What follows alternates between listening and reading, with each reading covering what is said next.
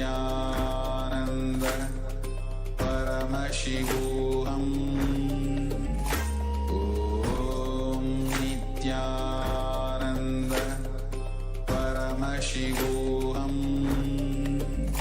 Om Nityananda Paramashivoham. Om Nityananda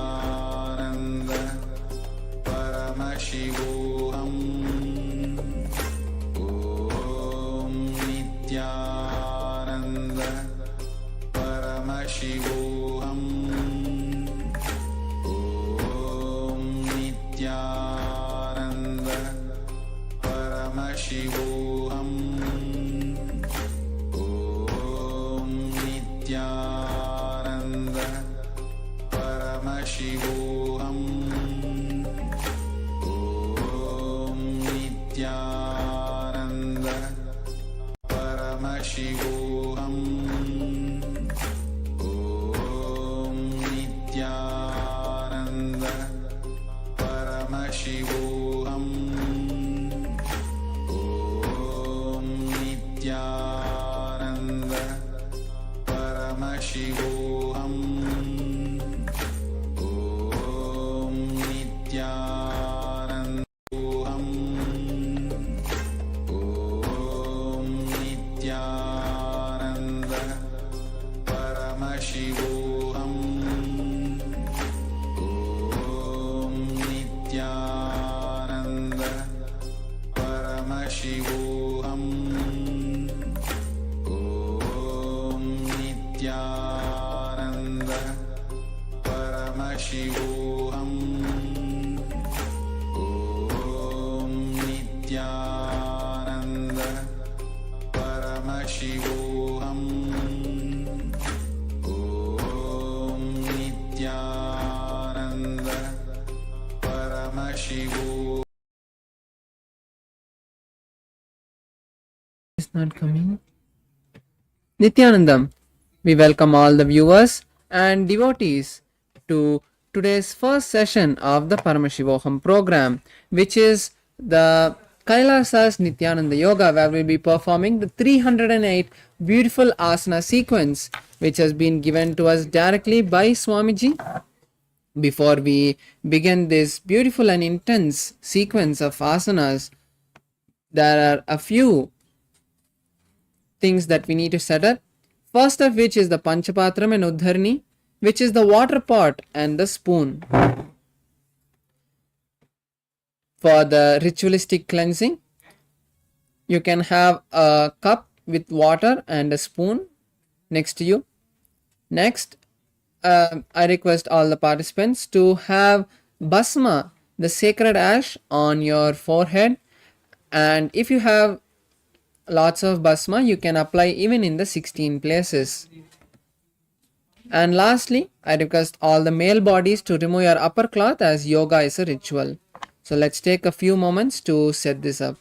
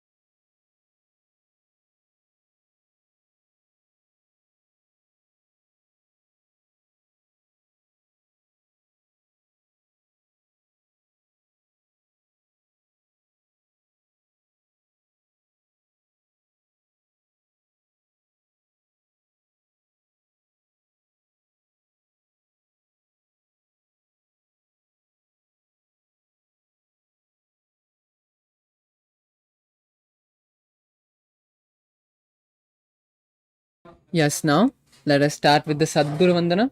Let's all sit straight with our head, neck, and spine in a straight line. Bring your hands to the heart center. Close your eyes and take a deep breath. As you visualize Swamiji in your inner space, let's chant the Sadguru Vandanam and invoke Swamiji. Nityanandam Paramasukadam Kevalam Jnanamurtim Dvandvatitam Gagana Sadisham Tattvamasyaadilakshyam Ekam Nityam Vimalamachalam Sarvadi Sakshibhutam Bhavatitam Trigunarahitam Sadgurum Tam Namami. Now, let us chant the Moola Mantra Om Ham Hum Shivaya Namaha. The Shiva Moola Mantra 11 times internally. I'll be chanting it aloud so we can all chant along.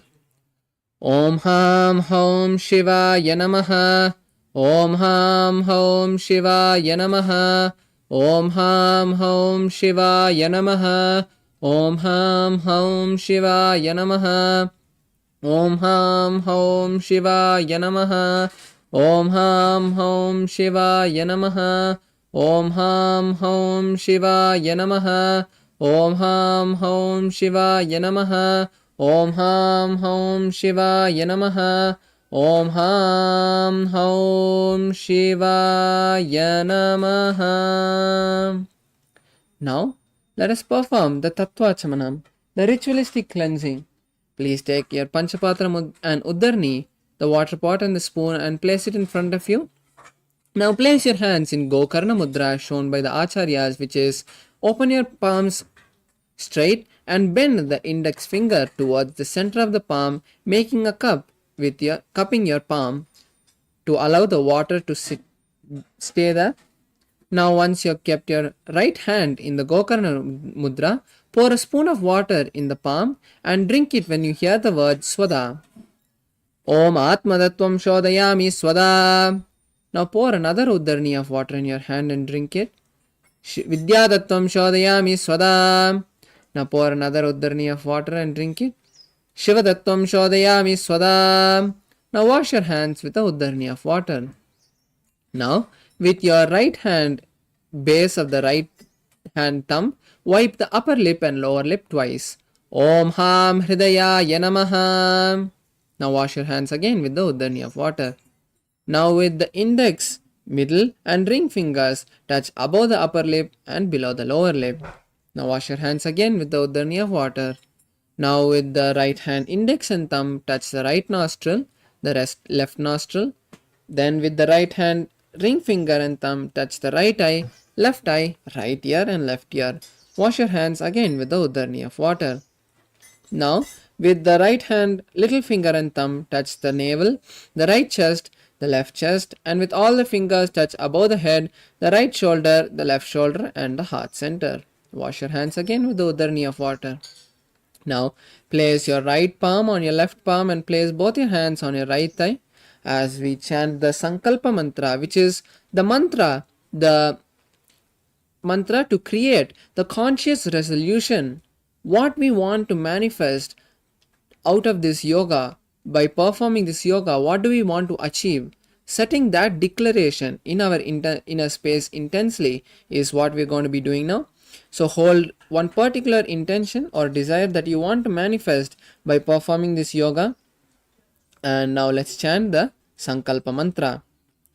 Om Mamopartha Samasta Duridakshaya Dwara Bhagavat Shri Nityananda Paramashiva Prityartam Shri Nityanandeshwari Paramashiva Shakti Sameta Shri Nityanandeshwara Paramashiva Prityartam Cha Adya Purvokta Evam Guna Visheshana Vishishtayam Asyam Shubhaditao Puranarogya Yukta Dhridagat Yogi Sharira Siddhyartam Paramashiva Shakti Avishkaranatam Nityananda Yoga Abhyasam Karishye.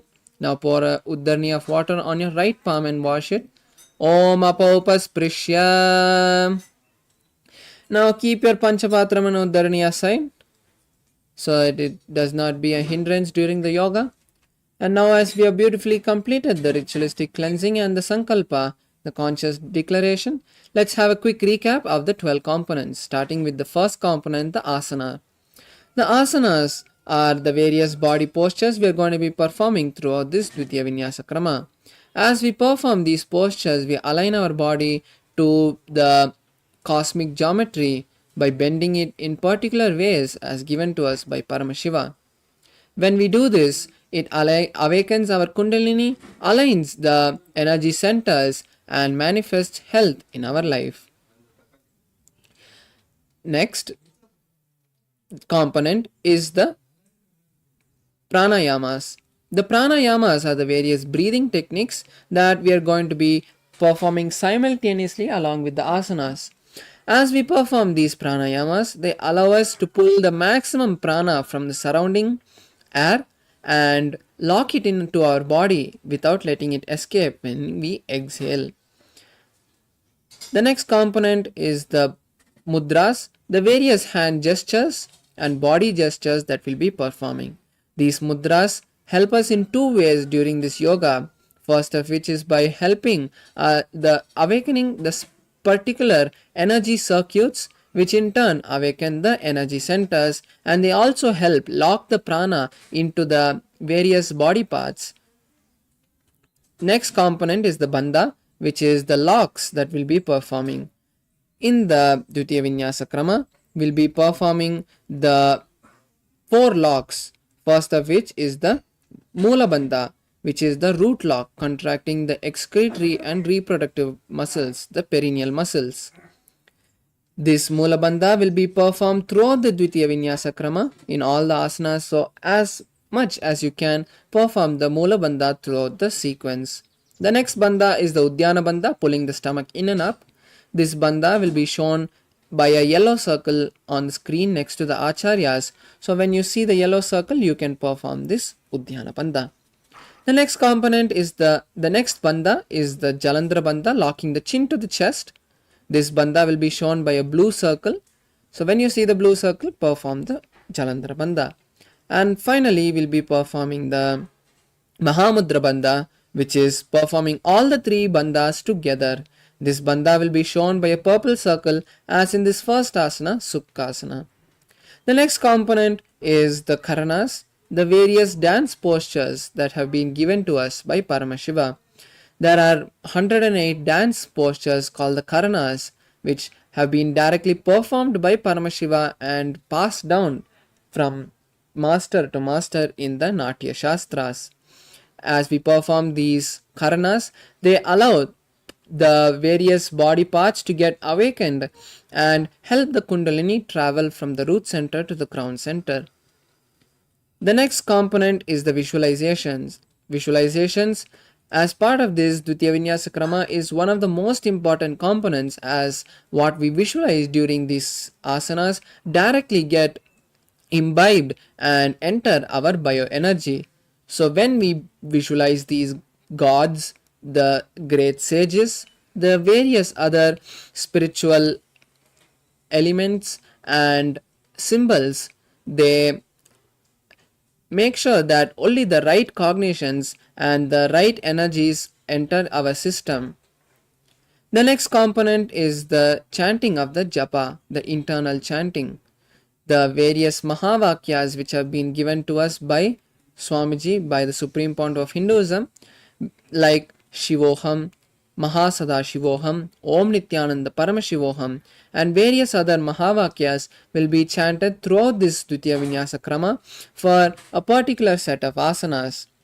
So when you hear the japa being changed, make sure that you start chanting that internally, visualizing the japa going around and around in your throat. The next component is the chanting of the Shastra Pramanas. The Shastra Pramanas are the various scriptural references that have been given to us directly by Paramashiva.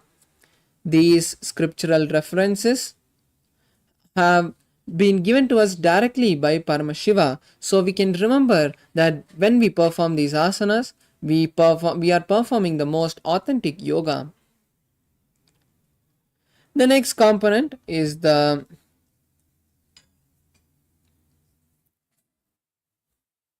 weightlifting. The weights help us to intensify this whole yoga sequence So if you want to make this yoga sequence more challenging for you, you can add weights to the whole sequence and make it more interesting for you. The next component is the mandala. The mandala is the sacred geometry that will be used and be gazed at during this Dvitiya Vinyasa Krama. The Sri Yantra will be used for this Dvitiya Vinyasa Krama. As you can see behind the Acharyas, the Sri Yantra has been engraved into the background. So just by gazing at the Sri Yantra, the 52 energies that are there will be automatically awakened inside you by the process of mirroring neurons and the blessings of Swamiji. The next component is the Abharana, which is the sacred Rudraksha we'll be using for this Dvitiya Vinyasa Krama. The Rudraksha is a very powerful energy being as it acts like a battery to store the energy that we radiate during this Dvitiya Vinyasa Krama. And lastly, the last component is the Aushadha. The Aushadas are the various alchemy products and herbs that we'll be using. For the Dvitiya Vinyasa Krama, we'll be using 3 products. First of which is the Basma, the sacred ash on the 16 places, the Kumkum on the third eye, and the turmeric on the temples. Now that we have had a quick recap of these 12 components, let's enter the first asana, Sukhasana, as we sit in a cross-leg posture with our head, neck and spine in a straight line. Place your hands in Bindu Mudra, touching the thumb and index finger. Place your hands on the respective knee.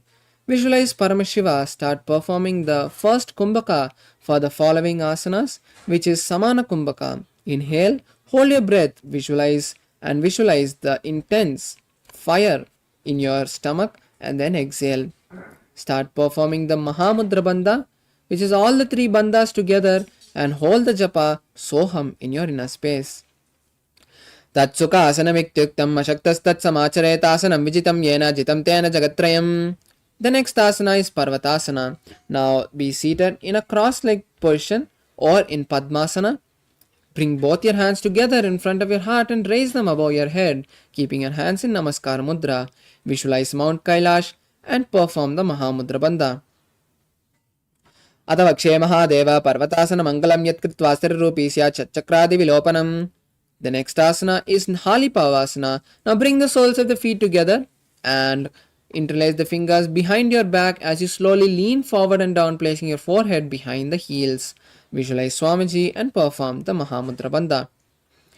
Purvediyaho me jano ube pagadali sampurtano. The next asana is Nagi Pavasana. Continue to keep the legs in the same posture as you raise up again. Now bring the hands near the shins and the palms cupped near the feet. Bring again your forehead behind the heels and visualize Swamiji. Visualize a snake and gaze at the nose. पूर्व विधि परियागा नैनी चौहो ही कहू निपनास्य लगाई हाथ आगाने धरती लगावे पसारी दो हाथ की अंजोली करे. The next asana is Kokilasana. Now raise up and hold your big toes in Prana Mudra, which is holding with your index and middle fingers and keeping the other fingers bent. Now raise your legs up and straight as you then slowly cross your legs into Padmasana. Then place your elbows on the mat and perform the Mahamudra Bandha and visualize the bird. Atavakshe Mahad Atanyadhasanam Vakshayena Siddho Bhave Naraha Akasmadvayu Sancharam Kokilakyasanena Cha. The next asana is Netyasana. Now uncross the legs and stack the heels and ankles. Hold on to opposite elbows and rotate your hand in one direction and then the other. Visualize Swamiji and gaze at the nose. Continue to perform the Mahamudra Bandha. Goda Baba Padiki Akhimahili Soye Dachisarnako Varlauta Perigulpa Samoye. The next asana is Gajasana. Now come to a plank position as you place your hands and feet flat on the mat. Then raise your hips up high and start scooping your body forward again and again, visualizing an elephant. Perform the Udyana Bandha. Nujjam Padagre Bhumo Kritva Lambi Boyamastakagre Nidaya Nidandam Urdamunnamaya Nabi Laksham Bhumo Masika Maniya. The next asana is Rikshasana. Now stop the scooping motion, and lift one heel up and alternate lifting the heels up and pressing the other heel down. Visualize a bear and continue to hold the Uddiyana Bandha. Ekaikam padamakuncha gajasanam kuryadrikshaasanam bhavati. The next asana is Vaishyasana. Now stand tall and then raise your heels up and stand on the big toe if you can. Then bring your index, middle and ring fingers to the heart center in Hridaya Mudra. Visualize Swamiji and continue to hold the Uddiyana Bandha. केशेन पादयुगलं दत्वादिष्टेत दोमकहात वैश्यावक्षे यत्कृत्वा सत्यवान् भवेत्. The next asana is Urdhva Janukarna. Now come to a half squatted position called Arai Mandi, which is keeping your knees slightly bent, heels touching and toes pointed out.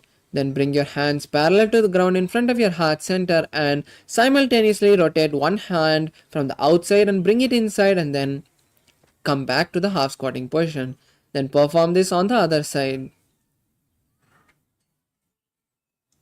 Yes, relax now.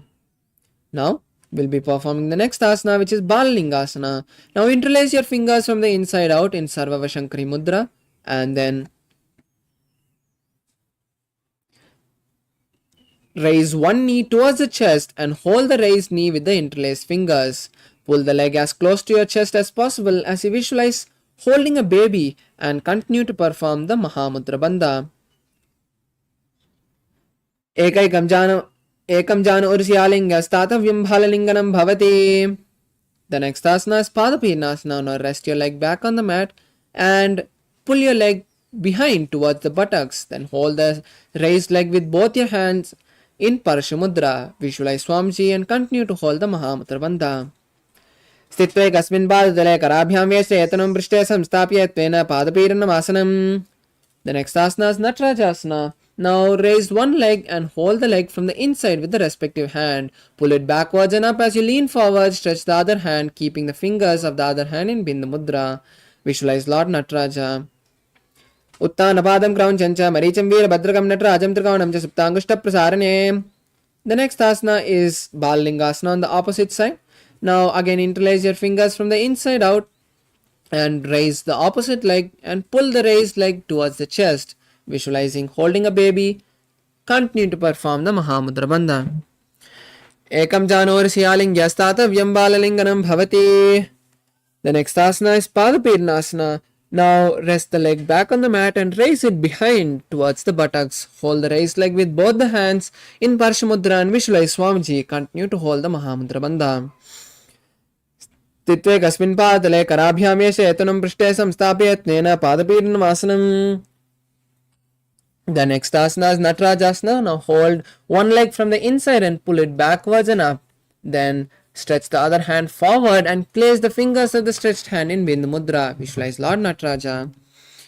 Uttanapadam Kraunchancha Maricham Veera Bhadrakam Natarajam Trikonam Cha Suptangushta Prasarane. The next is Ardharechita Karna. Now come to a half squatted position, the Arai Mandi, and place your hands again parallel to the ground in front of your heart. Now cross one leg behind the other, keeping the toes on the ground and heels raised. Now with the respective leg of the respective hand of the crossed leg, start making a pendulum motion, swinging your hand gracefully front and back. After swinging your hand a few times, place the palm on the nose and repeat this again on the other side.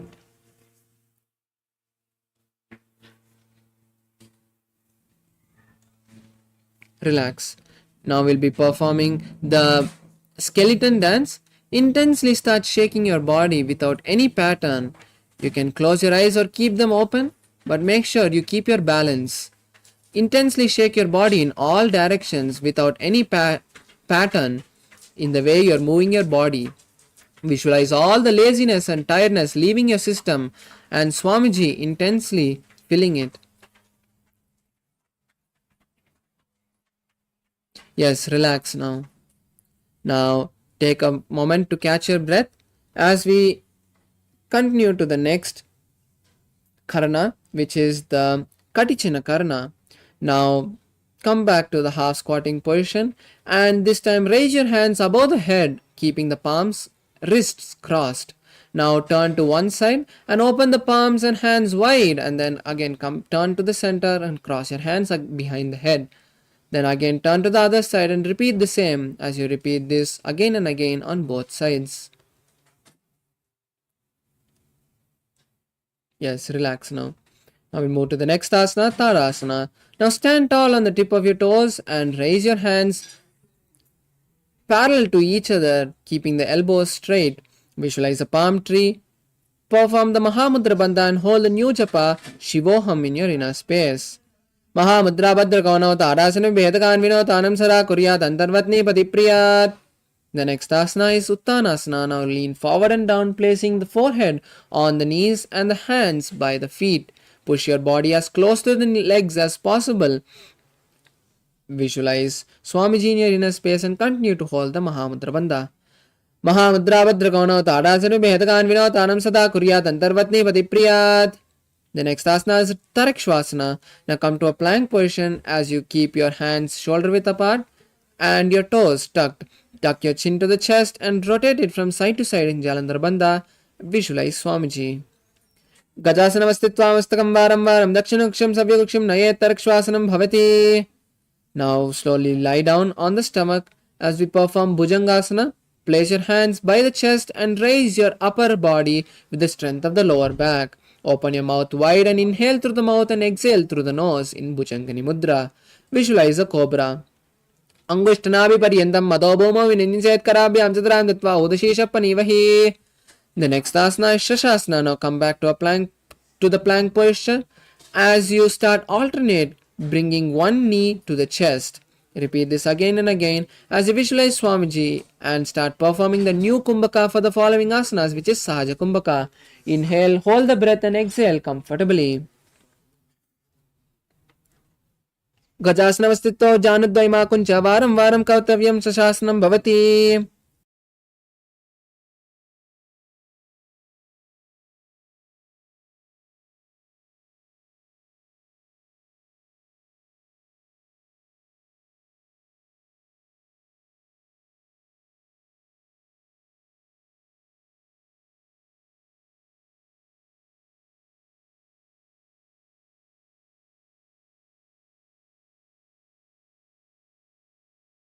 Yes, the next asana is Ratasana. Now start alternate, placing one foot between the palms as you visualize a chariot. Continue to hold the Mula Bandha. Gajasana Samsitau Janadvayama Kuncha Varam Varam Kartavyam Ratasanam Bhavati. The next asana is Virabhadrasana. Now place one foot forward and the other leg back. Keep the front leg's toes pointing forward and the back leg's toes pointing sideways. Now bend the front leg's knee in a 90-degree angle and raise your hands above the head, keeping your hip turned front. Keep the palms facing parallel. Visualize Lord Virabhadra, gaze at the third eye, and pull your stomach in and up in Uddiyana Bandha. Uttanapadam crown chancha maritim Virabhadrakam natrajam trikonam chuptangushta prasarane. The next asana is Virabhadrasana, the opposite side. Now switch the position of the feet as you place the forward leg in a 90-degree angle and the back leg's knee straight. Again turn your hips straight and raise your hands above the head. Visualize Lord Virabhadra and continue to hold the Uddiyana Bandha. Vashishtamata Kaunnincham Urdagukkuta Vecha Ashta Vakramato Mayuram Seta Bandhanam. The next asana is Vrikshasana. Now come to a standing position with your feet together. Now raise one leg and place it at the base of the opposite thigh. Keep both the palms together and raise them above the head in Namaskar Mudra. As you keep the elbows straight, gaze at a drishti point, which is at a point in front of you, which is a stable point. Visualize a tree and continue to hold the Uddiyana Bandha. Vamo Ramula Deshecha Yamyam Padam Nidaito Dishtet Vrikshavad Bhuma Vrikshasanam Midam Viduho. The next asana is Garudasana. Now place the raised leg on the opposite hip. Then bring both the palms together in front of your heart. Visualize Lord Garuda in your inner space. Garuda asana vakshe yena dhyanam srimbhuvi sarva doshatvinir mukto bhavati mahabali. The next asana is Vrikshasana on the opposite side. Now again place both the feet flat on the mat and raise the opposite leg and place it at the base of the opposite thigh. Bring both the palms together and raise them above your head as you keep the elbows straight. Visualize a tree and hold the drishti point to maintain your balance. वामोर्मूलदेशे च याम्यं पादं निधायतो तिष्ठेत् वृक्षवद्भूमौ वृक्षासनं मिदं विदुः. The next asana is Garudasana on the opposite side. Now place the raised leg on the opposite hip and bring both the palms together in front of your heart in Namaskara Mudra. Visualize Lord Garuda. Garudasana Mavakshe Yanadhyanam Shirambuvi Sarvadoshat Vinirmukta Bhavati Mahabali. The next asana is Trikonasana. Now place one leg forward and the other leg back. Then stretch your hands parallel to the ground and place your one hand near the forward leg and the other hand towards the sky as you also gaze at the sky. Visualize a triangle in your inner space. Uttanabadam Kraunchancha Marijam Veera Bhadragam Natrajam Trikonam Japtangushta Prasarane. The next asana is Trikonasana on the opposite side. Now again switch the position of the forward leg and the back leg as you again stretch your hands parallel to the ground and this time lean to the opposite side, placing the hand on the near the forward leg. Visualize a triangle in your inner space. Uttanapadam Kraunchancha Maricham Veera Bhadragam Natrajam Trikonam Japtangushta Prasarane. The next asana is Nikutaka Karana. Now come to a half squatting position, the Arai Mandi again, and now bring both your hands parallel to each other in front of your heart center. Now simultaneously switch, raising one heel and switching the position of the hands. Perform this again and again on both the sides. Yes, relax. Now we move to the next asana, which is Angushtasana. Now come to a squatted position as you squat on your heels. Then keep the knees together and hands together in front of the heart center in Namaskara Mudra.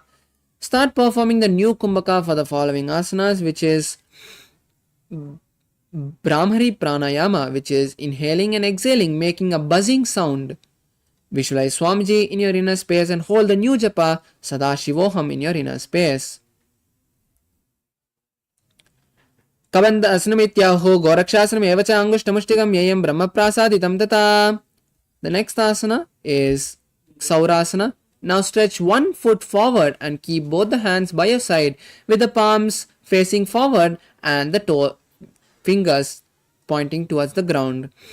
Visualize Swamiji in your inner space.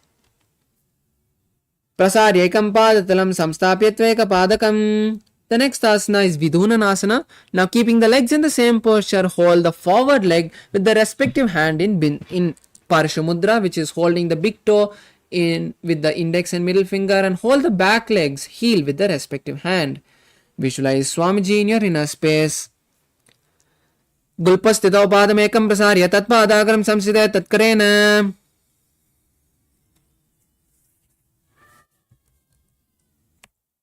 The next asana is Saurasana on the opposite side. Now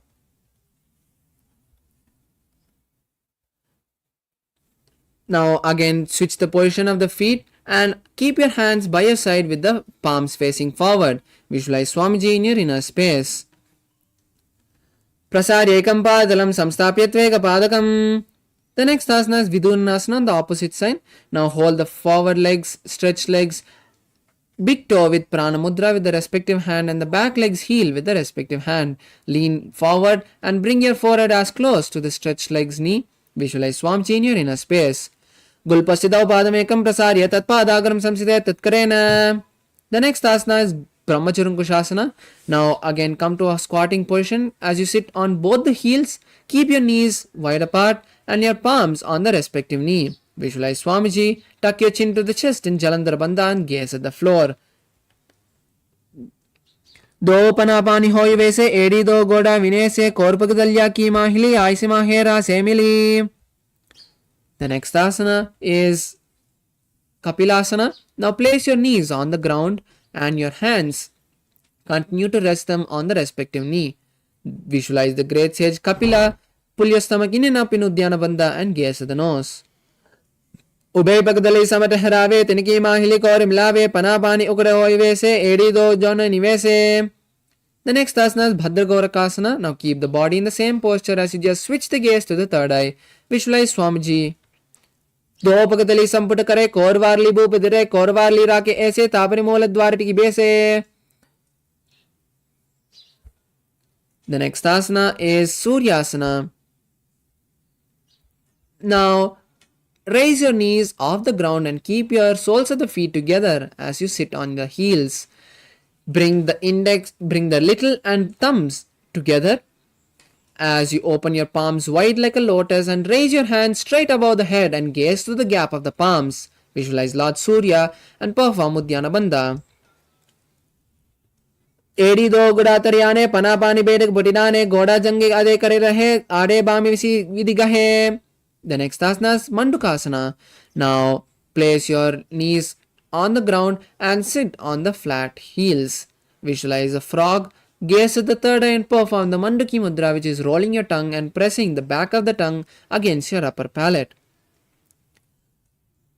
पाद तलोपृष्ठ देशे अंगुष्ठद्वये च संस्पृह्याज्जानो विग्रहं पुरस्कृत्य साधयेत् Mandukasanam. The next asana is Uttana Mandukasana. As you continue to be seated in the same posture, raise your hands and cross them behind your head, touching the opposite shoulder. Visualize a frog. Continue to visualize the frog and gaze at the third eye. Continue to hold the Manduki Mudra and now perform Uddiyana Bandha. Mandukasana Madhyastham Kurparabhyam Chiram Ditaha Etad Bekavaduttanam Etaduttana Mandukam. The next asana is Simhasana. Now be seated as you cross your ankles and sit on the crossed ankles. Place your hands on the respective knee. Now lean forward and stick your tongue out as you exhale forcefully. Gaze at the nose and visualize a lion. Dakshinam Sabyagulpena Dakshinetate Etaram Hasta Janva Samstapya Svangulisha Prasaricha. The next asana is Bhadrasana. Now be seated and uncross the ankles. Place your hands behind your back as you cross the elbows and hold on to opposite big toes in Prana Mudra. Visualize Swamiji, gaze at the nose and tuck the chin to the chest in Jalandhara Bandha. Gulpau Chavrishnas Yadav Yutkarmena Samahitaha Padang Gushtakarabhyam Chet Dhritvatapishta Deshataha. The next asana is Kakabusandi Asana. Now come to a squatting position as you place both the feet together flat on the mat. Then from the inside, wrap the knees and try to interlace the fingers from the behind the back. Visualize a crow, gaze at the nose and perform. Continue to hold the Mula Bandha. प्रथमे वेसो गुडराने दो हाथ Burgman बीच आने तिनकी मोड़ी नल्या परिलावे पिष्ट पिछे कामसी करावे. The next asana is Kanipavasana. Now place your hands flat on the mat, shoulder width apart. Then place the knees behind the hands near the armpits. Then slowly lean forward. As you balance on your hands, lift the legs off the mat and pull the legs towards the buttocks. Visualize Swamiji in your inner space. Asako gunasi dishata hoi to achi hoi. Relax now. The next asana is Kapali Asana. This is an inverted asana, so I request all the participants with any ailments, body ailments, terminal diseases, or if you have any serious conditions, heart conditions or other diseases, or any other body related injuries like shoulder injury or a fracture, I request you not to perform this asana until you consult a physician or a doctor. For the rest of the participants, you can take the support of the wall or a partner also to perform this asana. Now place your hands flat on the mat, more than shoulder width apart. Then place the crown on the ground as you make a triangle with the hands and head. Now place the knees on the back of the hands. As you find balance, slowly start raising your legs up and straighten your knees as much as you can. Visualize Swamiji in your inner space. Shishisha dharti teki pagdo milwa ucha kukare pagdali asi dishit sumatarase do hata ki hate lik do. Relax now. The next asana is Parshamayurasana. Now come to a squatted position and place your hands on one side of the body as you align it with the knees and hip. Then slowly lean onto the elbows as you stretch the legs straight to the side. Visualize a peacock and start performing the Rechaka Kumbhaka, which is exhaling completely, holding the lungs empty and inhaling comfortably. Visualize, gaze at the third eye. Mayuram dandavat kuryan, mayuram danda namakam kuryan, mayuram parshvabhyam, mayur parshva namakam. The next asana is Parshamayurasana on the opposite side. As you switch, come back to the squatting position and place your hands on the opposite side of your body. Align the elbows to the hips and knees. As you slowly lean onto the elbows, stretch the legs to the side and visualize a peacock. Gaze at the third eye. Mayuram dandavat kuryan, mayuram dannamakam kuryan, mayuram parshvabhyam, mayur parshvanamakam. The next asana is Bhairagnathasana. Now come to a plank position and place one foot between the palms with the knee by the elbow, by the shoulder. Visualize Kaala Tattva, gaze at the third eye. Asana Koganapiti Jayi. Now switch the position of the feet now and place the other foot between the palms. Visualize Kaala Tattva and gaze at the third eye. Asana Koganapiti Jayi. The next asana is Unmukhapitasana. Now come to a plank position and place the forearms on the mat, bringing the hips up high. Visualize Swamiji and gaze at the third eye. Bunyastau jani hastau chadushpadam vamukam uttapitangri yuglak tatismalam biruka. The next asana is Vashishtasana. Now come back to a plank position and roll onto one arm. As you balance on that arm, raise the other arm towards the sky and gaze at the palm. Visualize the great sage Vashishta in your inner space. Urdu Kukkada Vashishta Marichaha Machagampari Vittam Chodrasya Vividam Dhararasanam. The next asana is Vashishtasana on the opposite hand. Now roll onto the other arm and stretch the other opposite arm towards the sky. Gaze at the sky as well. Visualize the great sage Vashishta. Urdu Kukkada Vashishta Marichala Machagampari Vittam Chodrasya Vividam Dhararasanam. The next asana is Anjani Asana. Now come to a seated position as you keep your legs stretched forward with the toes pointing up. Now insert your hand under your buttocks and gaze to the nose as you tuck your chin to the chest in Jalandhara Bandha. Visualize Lord Hanuman. दो करा की ube हथेली कोरवारली में लेभेली सो आगाने भूपरिदासे महाने अंगुली में रिलासे. The next asana is Pachimatanasana. Now lean forward and down. Hold the big toes with the respective hand in Prana Mudra. Place the forehead on the respective on the knees and push your body as low as possible. Visualize Swamiji and perform Mahamudra Bandha. Hold the new japa Paramashivoham in your inner space. Janu Parilalatam to Paschyamantan Muchate Yena Kena Prakarena Sukam Darim Chajayate.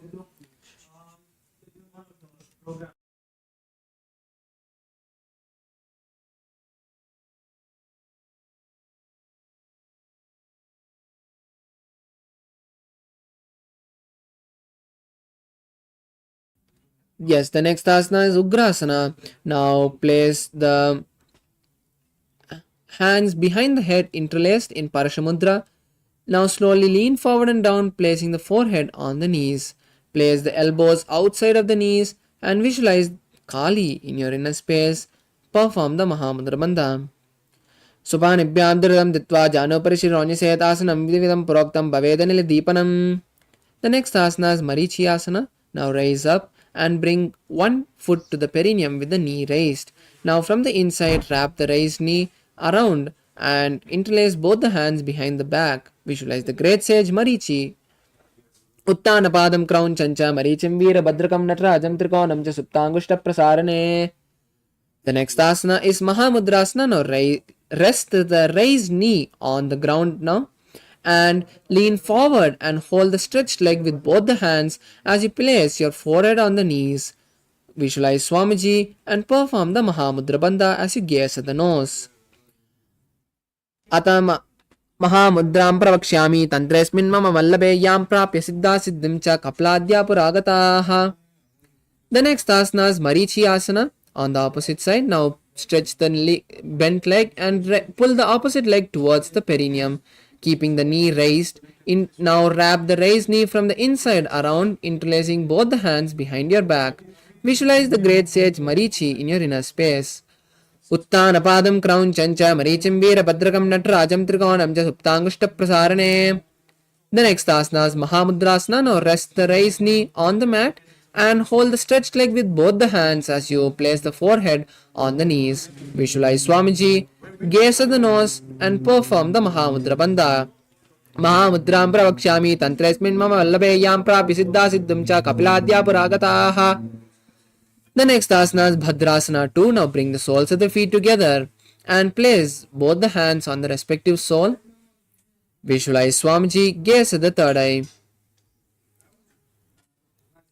Gulpot Vrishnasyadha Shivanyaf Pashvayakshibet Padava Shvetupanibyam Dhritam Badvastu Nischalam.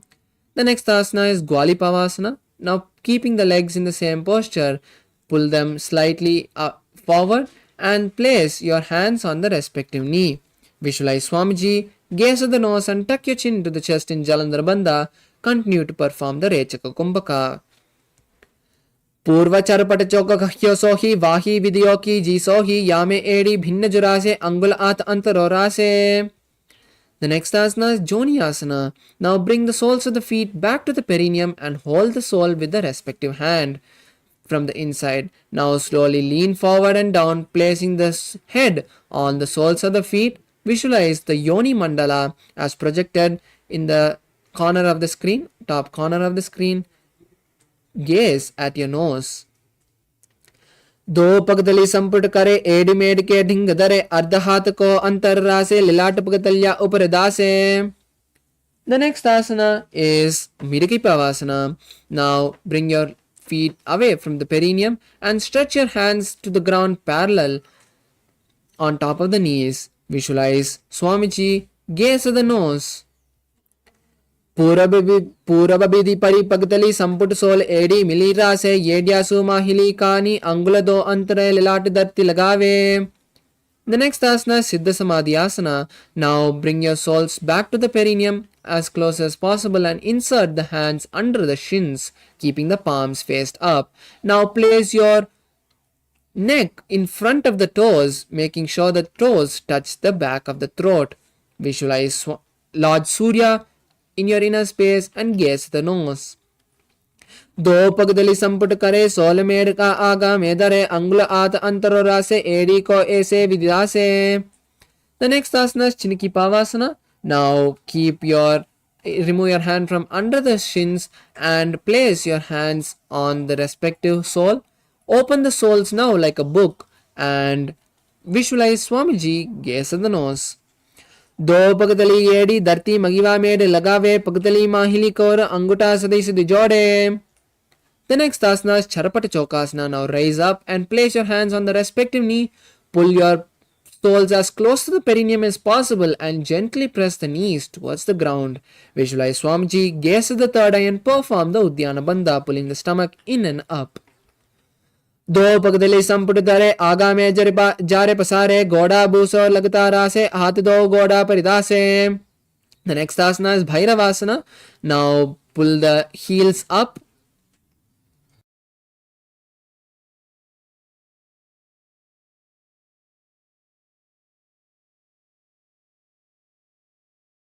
Now pull the soles towards the perineum and lift the heels up, tucking the toes down. Keep the knees on the ground as you visualize Lord Bhairava. Gaze at the nose and keep your hands in Bindu Mudra on the respective knee, which is touching the index and thumbs. Perform the Uddiyana Bandha and continue to hold the Japa Mahasadaशिवोहम. Gulpo Sampidya Chanyonyam Yukramena Samahitaha Janvo Pashogado Hasto Dandavad Bhairavasanam. The next asana is Samanasana. Now place one foot by the perineum and raise the other foot towards the chest and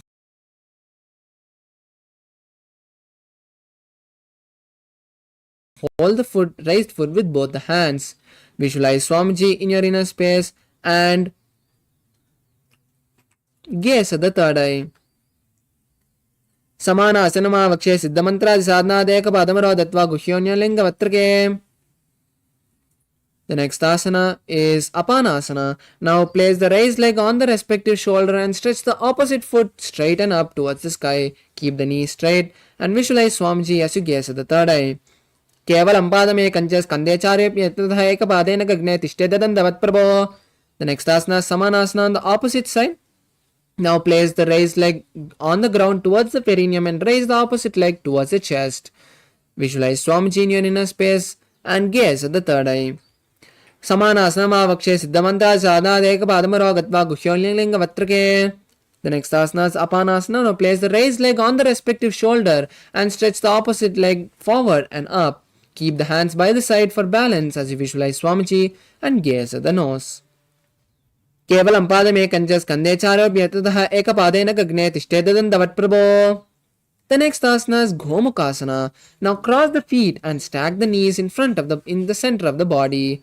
Place both the hands interlaced on the top knee as you keep both the heels by the side of the body.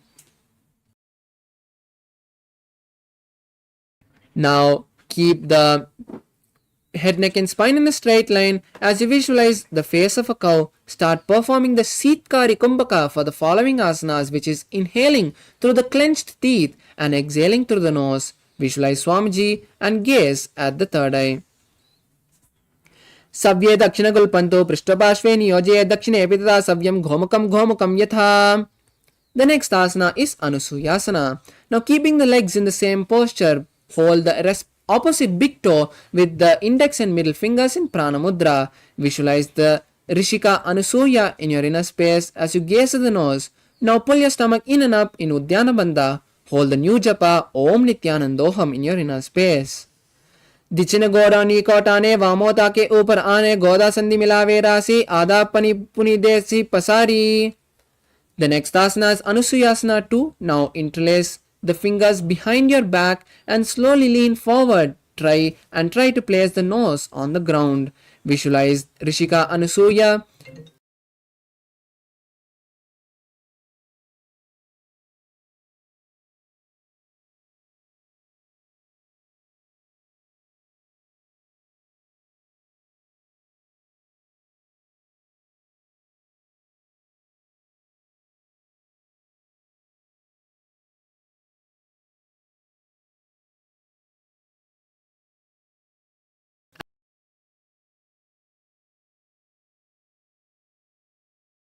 The next asana is Garudasana 2. Now place your one foot by the perineum and the opposite foot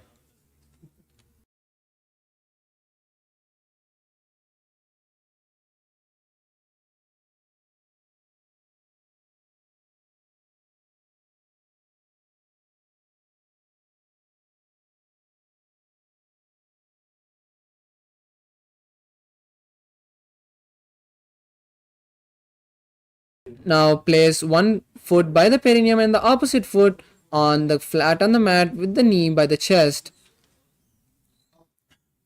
Visualize Lord Garuda in your inner space as you keep your hands on the respective knee. Gaze at the nose.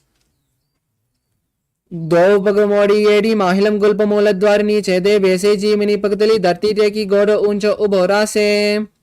The next asana is Naradasana. Now sit on the heel which is sit by the perineum and interlace both the hands behind the neck and turn outside the raised knee. Visualize the great sage Narada and gaze at the third eye.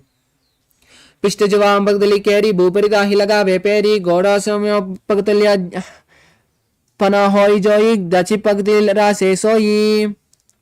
The next asana is Matsya Pitakasana.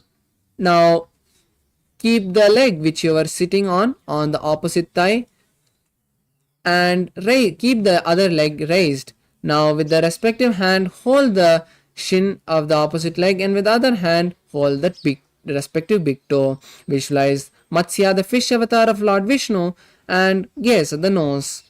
Vame navamangushtanto grihitvam Matsya Pitakam yoni vame samvidya medarupa dakshinam. The next asana is Gomukasana on the opposite side. Now again cross your feet and keep the feet stacked in the center of the body. Interlace both the hands and place them on the top knee as you keep both the soles of the feet outside the hips. Visualize the cow and gaze at the nose. Savya Dakshina Gulpanto Prishtapashve Niyoje Dakshine Epitata Savyam Ghomukam Ghomukam Yatha. The next asana is Anusuyasana. Now hold the big toes with the index and middle fingers in Prana Mudra and visualize Rishika Anusuya. Perform the Uddiyana Bandha and gaze at the nose.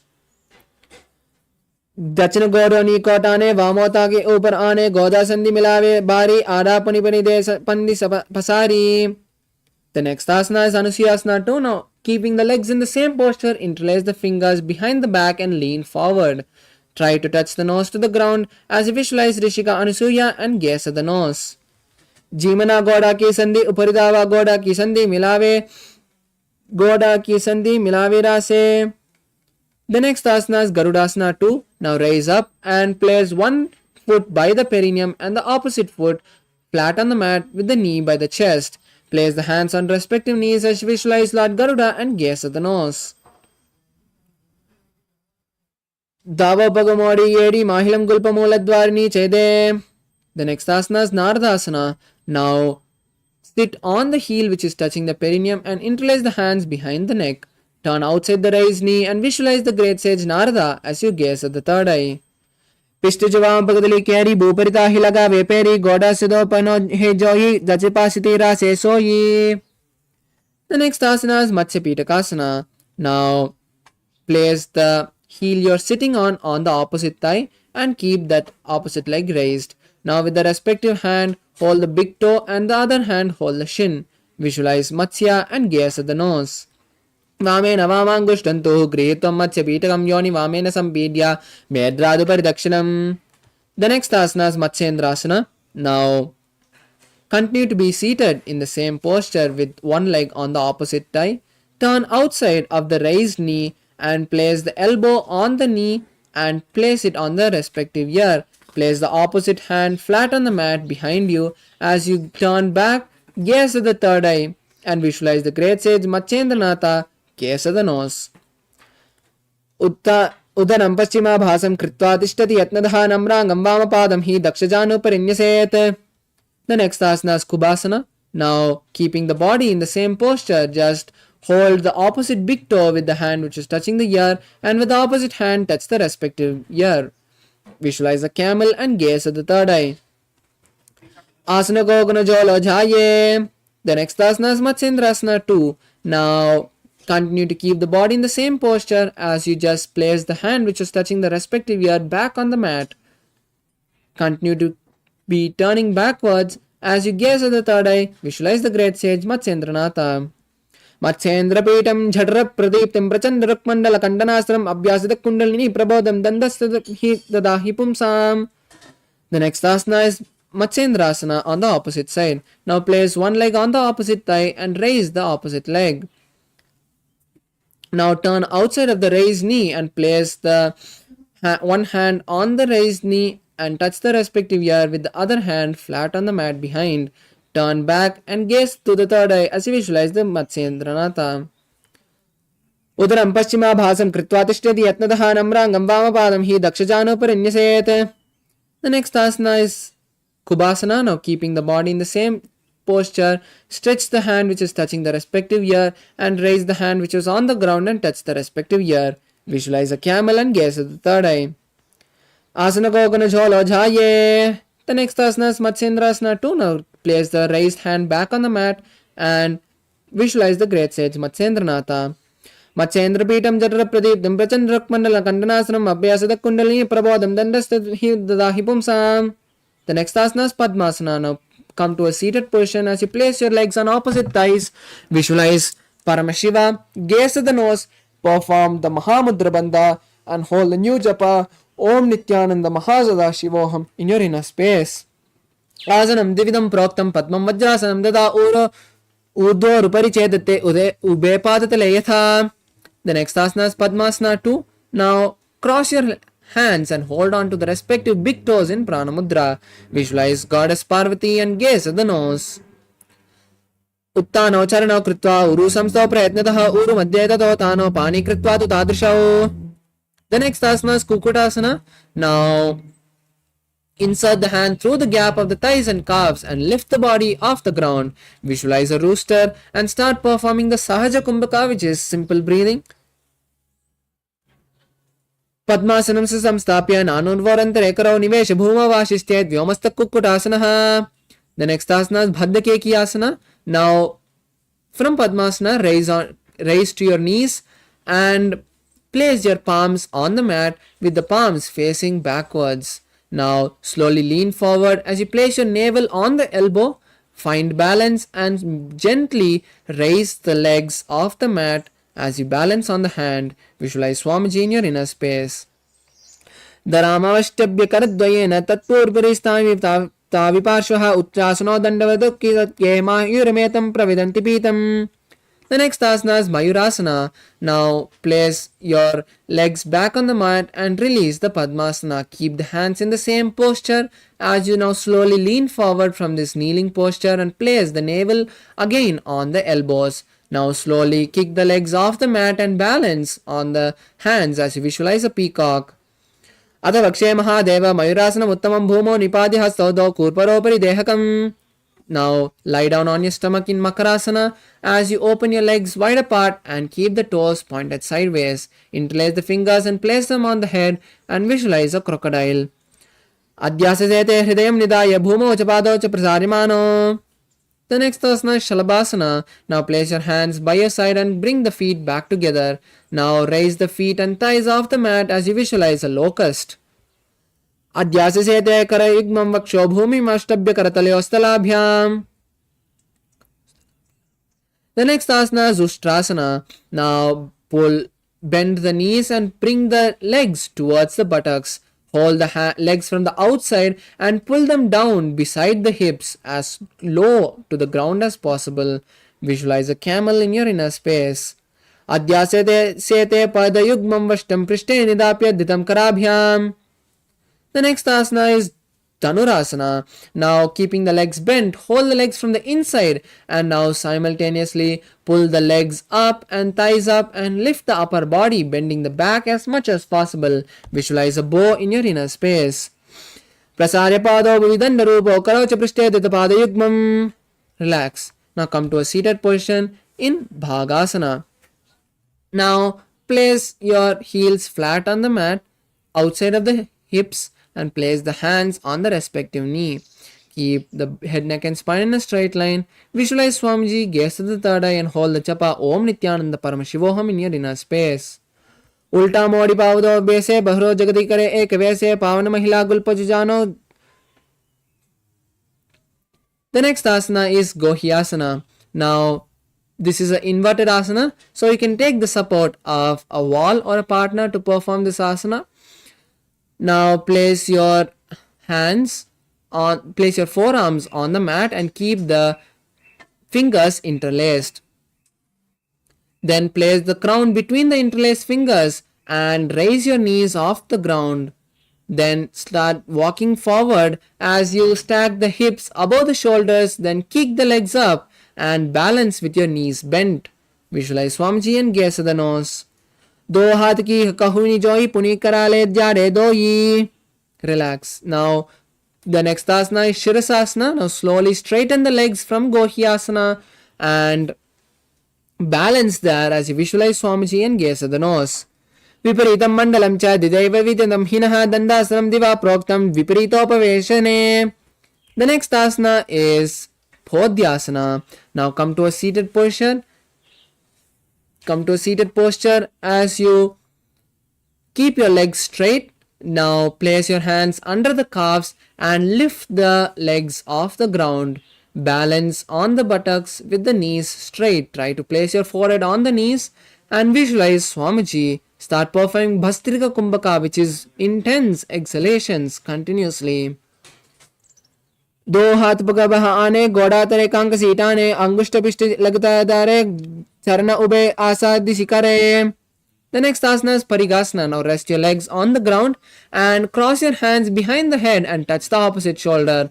Then lift the leg off the ground, bringing it to a 45-degree angle. Visualize a maze, gaze at the third eye and continue to perform Bhastrika Kumbhaka. Uttana Shainam Kur Kritva Pado Militva Prasarya Nidambam Bhumau Sprishya Hasta Abhyam Kandram Dritva. Relax your legs now. Now place your hands parallel to the ground or place the forearms by your hips on the ground. Then raise your legs again to a 45-degree angle as you gaze at the third eye. Continue to perform the Bhastrika Kumbhaka and visualize a boat. Uttana Shainam Kurparabhyam Bhumim Avashtabhyam. The next asana is Rudrasana. Now bring the soles of the feet together and now scoop the hands from under the legs and then pull the legs towards the chest. Visualize Lord Rudra, gaze at the nose and perform Bhastrika Kumbhaka. Pagatali samput kare hastasya paga ucha paga ka anguta dou leyu parli kani talave. The next asana is Unmukha Pitasana. Now lie on your back with the soles of the feet flat on the mat and the knees raised. Place your hands behind the heels with your fingers touching the heels. Visualize Swamiji, gaze at the nose, tuck your chin to the chest in Jalandhara Bandha and raise your hips up. Start performing Murcha Kumbhaka, which is inhaling and exhaling through the Jalandhara Bandha. Continue to hold the japa Om Nityananda Paramashivoham as you gaze at the nose. ऊर्ध्वे जजानुनि कृत्वा शवित्वाधमुखं तथा उत्तापि हस्तौ तिष्ठेतु पीठ उन्मुखनामके. Now relax your body completely. Place your hips back on the mat. Stretch your legs and knees. Keep your hands open by your sides with the palms facing up. Completely relax your body. Take a few moments to catch your breath and then slowly lower your breath. Inhale and exhale deeply. Visualize your body is being completely unclutched from all your senses. Visualize only Swamiji and see the Kundalini travel from the root center to the crown center in Shakti Chalana Mudra. Hold the japa Om Nityananda Paramashivoham inside you as we perform the last Shavasana. Ata Shavasanam Uttanam Shavavad-bhumau Shayanam tu Shavasanam Shavasanam Shrantiharam Chitta Vishranti Karanam.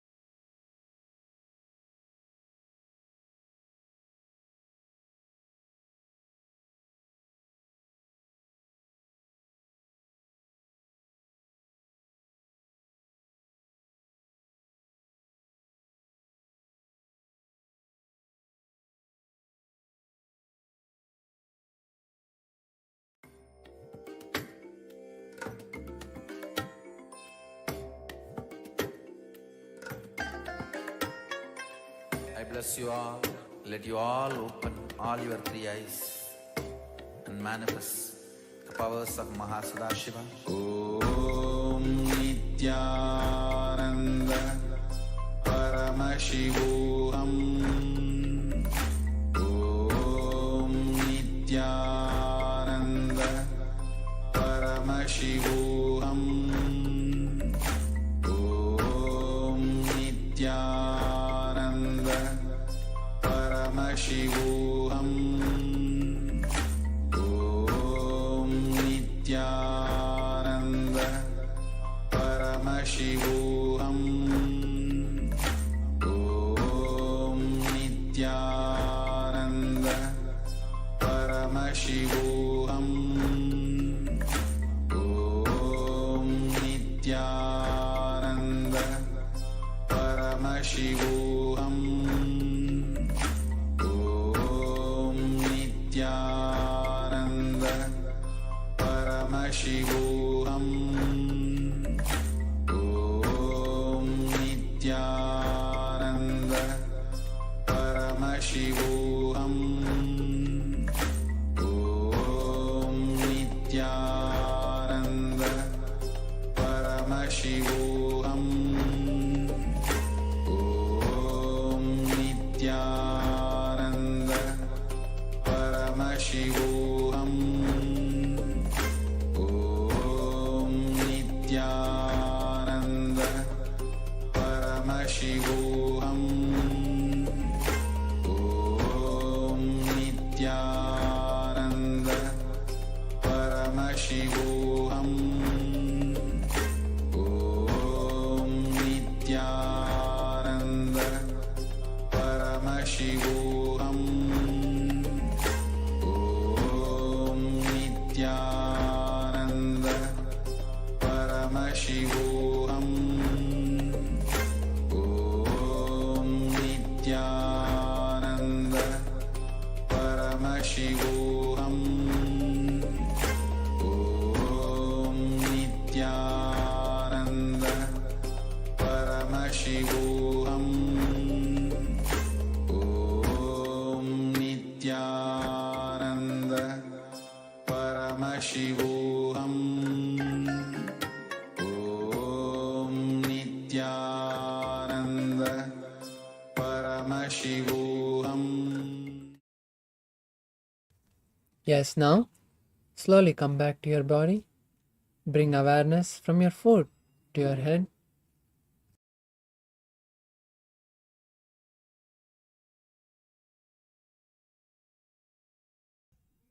Start moving your fingers and toes as you slowly bend your knees and bring them to your chest.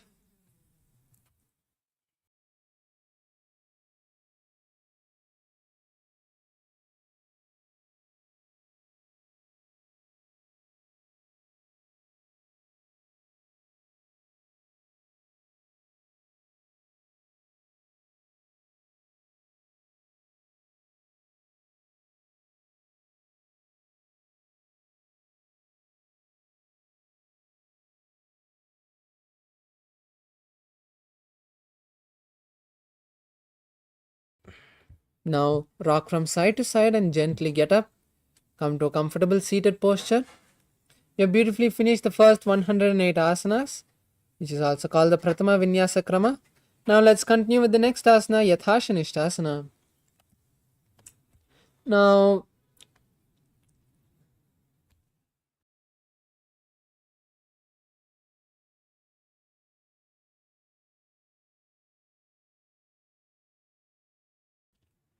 So be in a comfortable seated posture. Keep your hands in Bindu Mudra.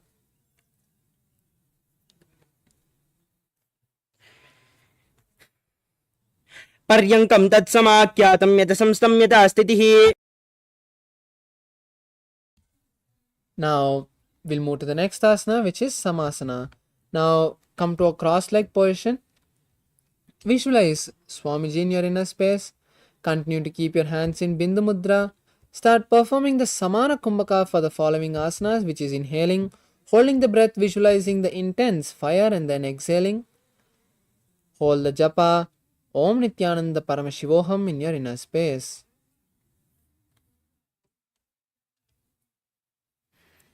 इदानीं गर्भिणीनां योगाभ्यासो यथा लघु सुखप्रसवलाभाय प्रोच्यते प्राक्तनेपति. The next asana is Muktasana. Now place your right leg on your left thigh and place your palms on the respective knee. Visualize Swamiji in your inner space, gaze at the nose and continue to hold the Moola Bandha. निपेड्य सीवनीं सूक्ष्मं दक्षिणेत्तरगुल्पतः. The next asana is Siddhasana. Now, keeping the legs and hands in the same posture, just switch the gaze to the third eye. Continue to visualize Swamiji in your inner space. स्थाणुःमिदेन्द्रियोचलदृशा पश्यन् भ्रुवोरन्तरं चैतन्मोक्षकपाटभेदजनकं सिद्धासनं प्रोच्यते. The next asana is Siddhyasana. Now, keeping the legs and hands in the same posture, now continue to visualize Swamiji and perform the Mahamudra Bandha.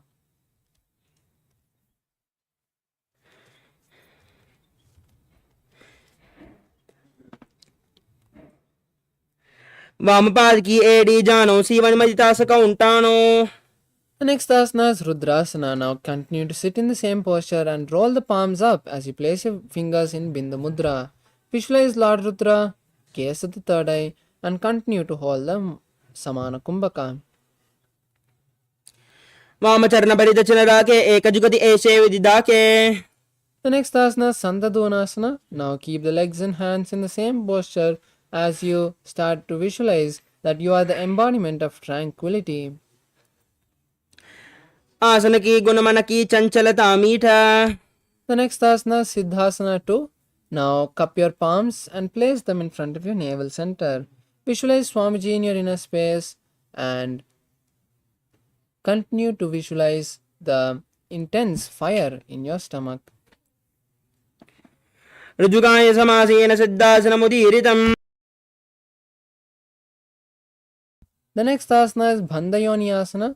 Now, from the same seated posture, visualize that you are the womb of creation. And now we'll be performing the Shanmukhi Mudra, which is locking your mouth with the little and index ring fingers. Close the nose with the middle finger. Lock the eyes with the index and the ears with the thumb. यत्र मध्ये महादेव बन्धयोन्यासने शुरौ यत्कृत्वा केचरो भूत्वा विचिरेत् ईश्वरो यदा. The next asana is Virasana. Now release the Shanmukhi Mudra and place your hands in Bindu Mudra. Touching your index and thumbs, place the hands on the knees. Visualize Swamiji in your inner space.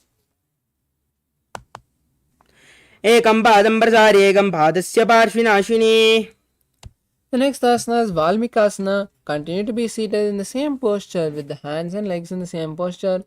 Gaze at the third eye now and visualize the great poet Valmiki in your inner space. दावा पगा की बगतली पुनि एड़े है Zoya. The next asana is Joni Mudrasana. Now place your hands on the knees. Place your palms on the knees and visualize the Yoni Mandala. Gaze at the nose. बामपाद की बगतली जाहि माहिली कोरी. The next asana is Yoni Asana. Now continue to be seated in the same posture as you also hold the visualization of the Yoni Mandala. Just switch the gaze to the third eye. योन्यासनं पर्वतेन योगं योगफले निलं तत्कालफलं तावत् केचरो यावदेव हि. The next asana is Bhadrasana 3. Now bring the soles of the feet together and hold the soles with the respective hand.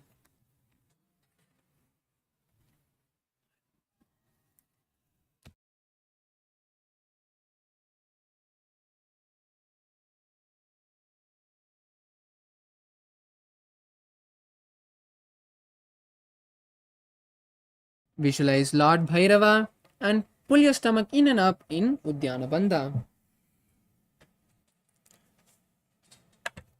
गुल्पोद्वशनस्यादः सीवन्या पार्श्वयोन्योक्षिपेत् सव्ये गुल्पतदा सव्ये दक्षगुल्पं तु दक्षिणे.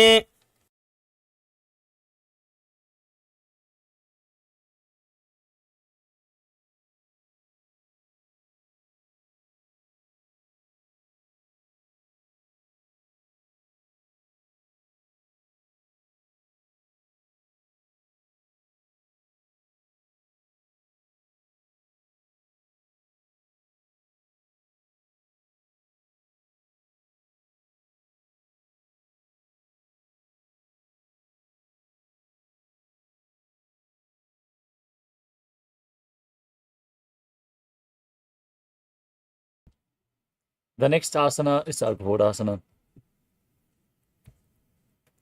Now sit with your heels close to the perineum and cover your mouth with your right hand as you close the left nostril. Inhale through the right. Hold your breath. And then exhale through the left nostril. Gaze up towards your third eye. Push your tongue upwards in Kechari Mudra. As you gaze to the third eye and visualize yourself as an Aghori. Purvakaho Bishrika Joyi Vahi Vijiso Kije Soyi. Next up is Kanari Pavasana. Now sit with your toes together, heels apart. Place your elbows on your heels and lean forward and down. Rest your chin on your hands. Gaze to the nose as you engage Dhyana Bandha, Mula Bandha. Breathe in Rechaka Kumbhaka and visualize yourself as a female elephant drinking water. कानरी पमासन ग्वाली पमासन कक्षो है जहाँ से Yahoo में जाने विदिते से. Next up is Padasana. Now sit with your knees raised, bring your arms between the thighs and calves, and interlace your fingers in front in Parashamudra. Gaze to your nose and visualize Swamiji in your inner space as you keep breathing in Rechaka Kumbhaka. Exhale all the way.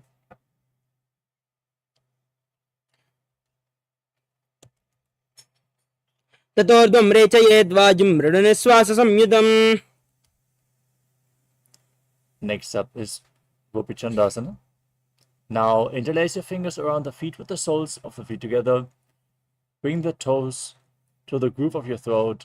With your heels touching the chest, your chin on the hands. Gaze to your nose and visualize and embody the state and space of a king.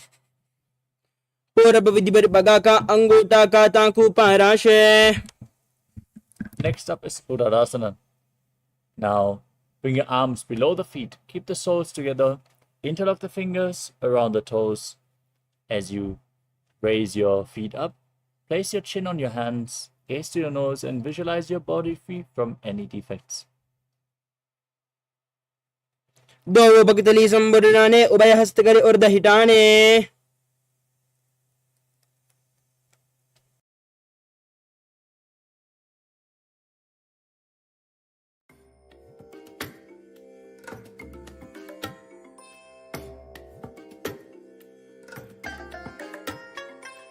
I bless you all. Let you all open all your three eyes and manifest the powers of Mahasudashiva. Om Nityananda Paramashivoham. Om Nityananda Paramashivoham. Om Nityananda Paramashivoham. Om Nityananda Paramashivoham. Om Nityananda Paramashivoham. Om Nityananda Paramashivoham. Om Nityananda Paramashivoham. Om Nityananda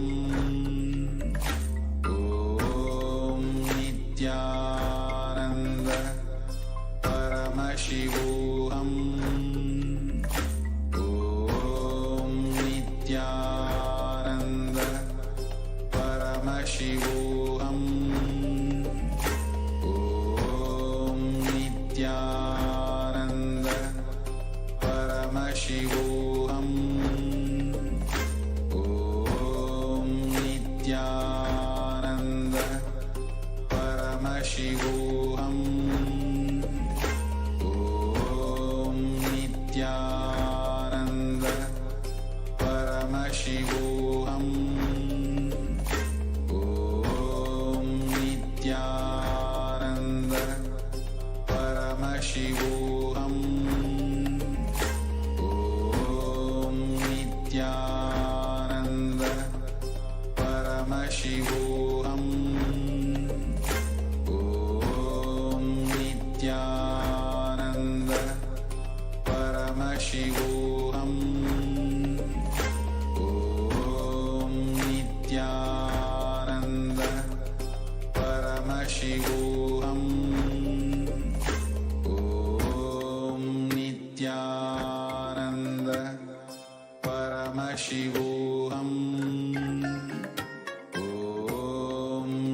Nityananda Paramashivoham. Om Nityananda Paramashivoham. Om Nityananda Paramashivoham. Om Nityananda Paramashivoham. Om Nityananda Paramashivoham. Om Nityananda Paramashivoham. Om Nityananda Paramashivoham. Om Nityananda Paramashivoham. Om Nityananda Paramashivoham. Om Nityananda Paramashivoham. Om Nityananda Paramashivoham. Om.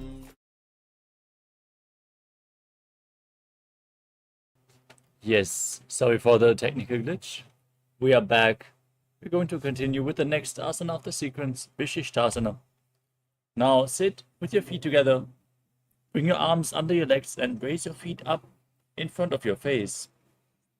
Keep your fingers interlocked, the palms over your forehead, as you visualize yourself excelling in everything.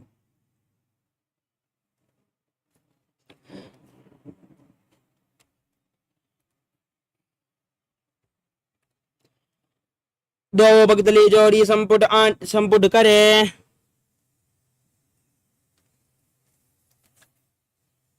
Next up is Bhujasana. From a seated position, now bring your legs over top of your shoulders and bend your elbows to bring your hands up towards your shoulders as you visualize yourself as a cobra. शीर्षासनं तु विज्ञेयं काक्षासनमतः परं ग्रीवासनं च परमं भुजासनमिहोचयेत्. Next up is Kalyanasana.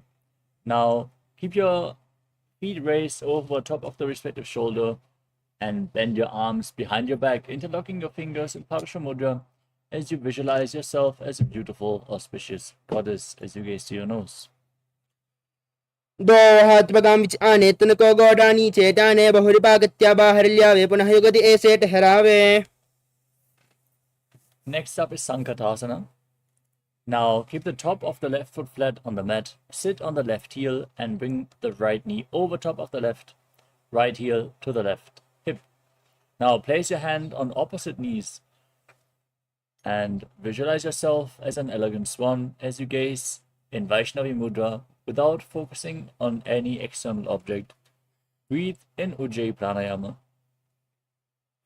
वामपादं चितेर्मूलं संयस्य धरणीतले वादन्नेन याम्येन वेष्टयेद्वामपादकम्. Next up is Dhenukasana. Now slide the left heel outside the hip, sit on the ground, place your hands on the top knee, engage Uddiyana Bandha and Mula Bandha as you visualize a cow in your inner space. अनुशागिनगर पंचदं वृषिहिलण्डकल्यम्नि. Next up is Machandrasana.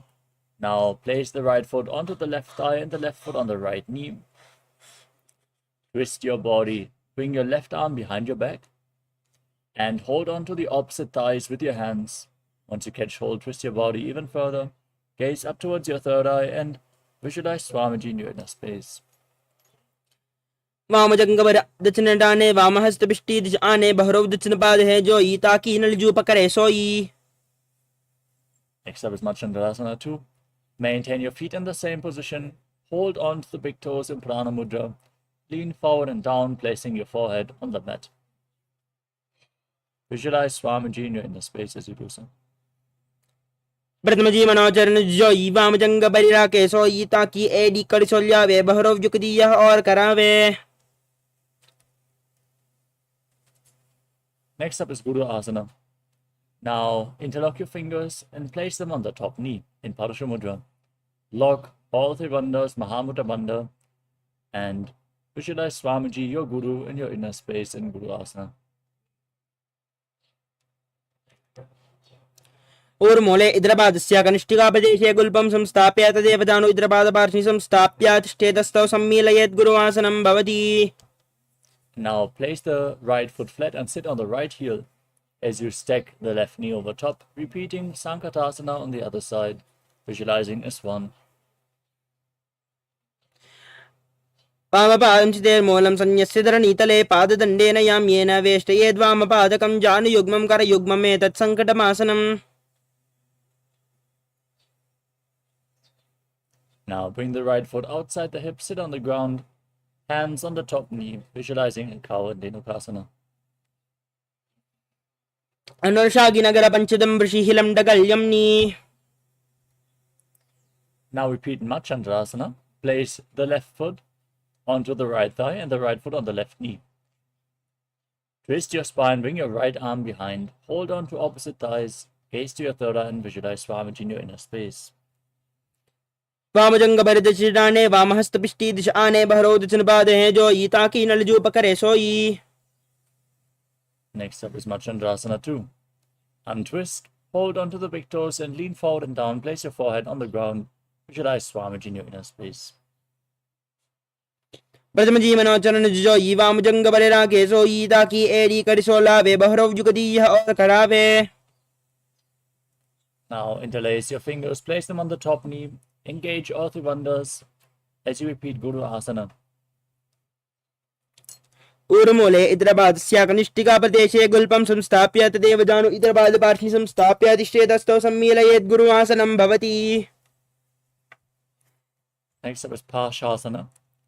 Now place your feet flat with the knees raised against your chest, pulling them close with opposite hands. Gaze up towards your third eye and visualize Swamiji in your inner space.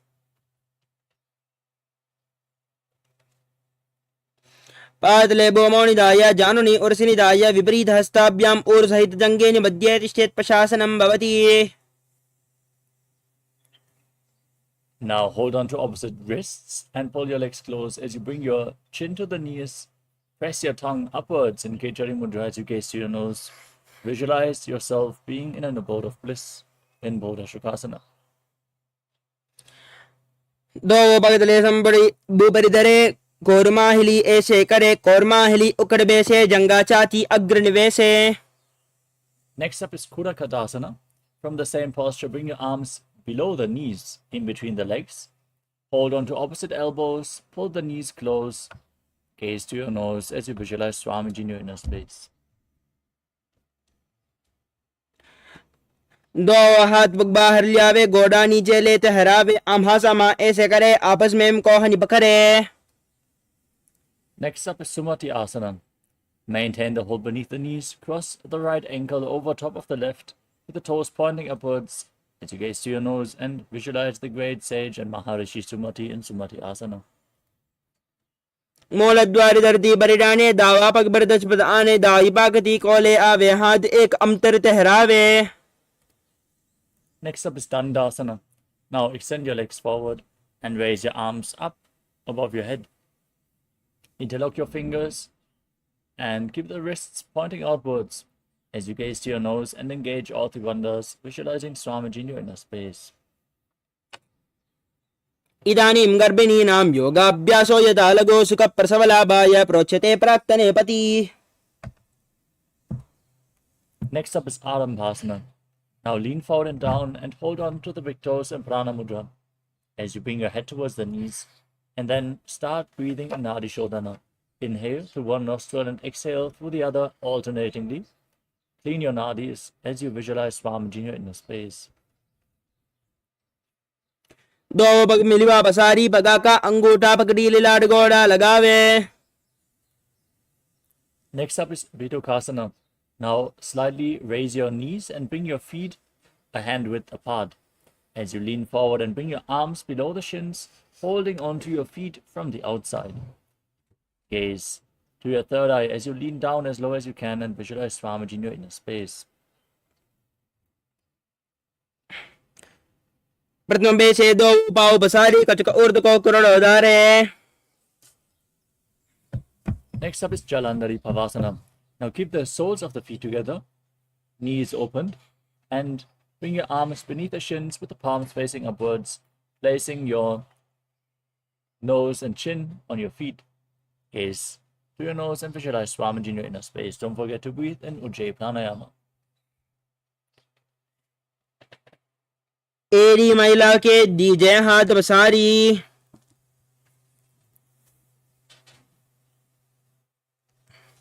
Next up is Urdhva Paschimottanasana. Now bring the left leg behind your neck and lean forward and down. If you can't bring the leg behind your neck, you can cross it over your thighs or pull it towards your chest.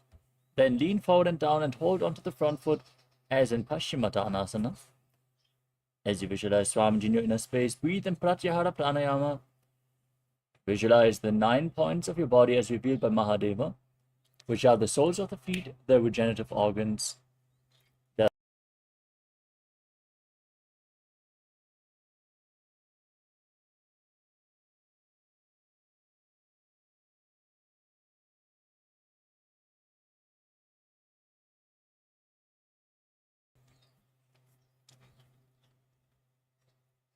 the navel, the heart, the throat, the palate of the mouth, the center of the eyebrows, the top of the forehead, and the crown of the head. Visualize the prana flowing upwards. पश्चिमदानवत् संस्थितं कृत्वा. Next up is Anantasana. Now lean back with your legs still behind your neck. Extend the opposite leg forward. Gaze to your nose. Visualize yourself as being infinite, endless, eternal. Still perform the Pratyahara Kumbhaka. उत्तानचैनी एकैकम्पायी ग्रीवायां विन्यस्य इतरहुस्तेन पापाग्रं गृहीत्वा. Now roll onto your side with the leg behind your neck.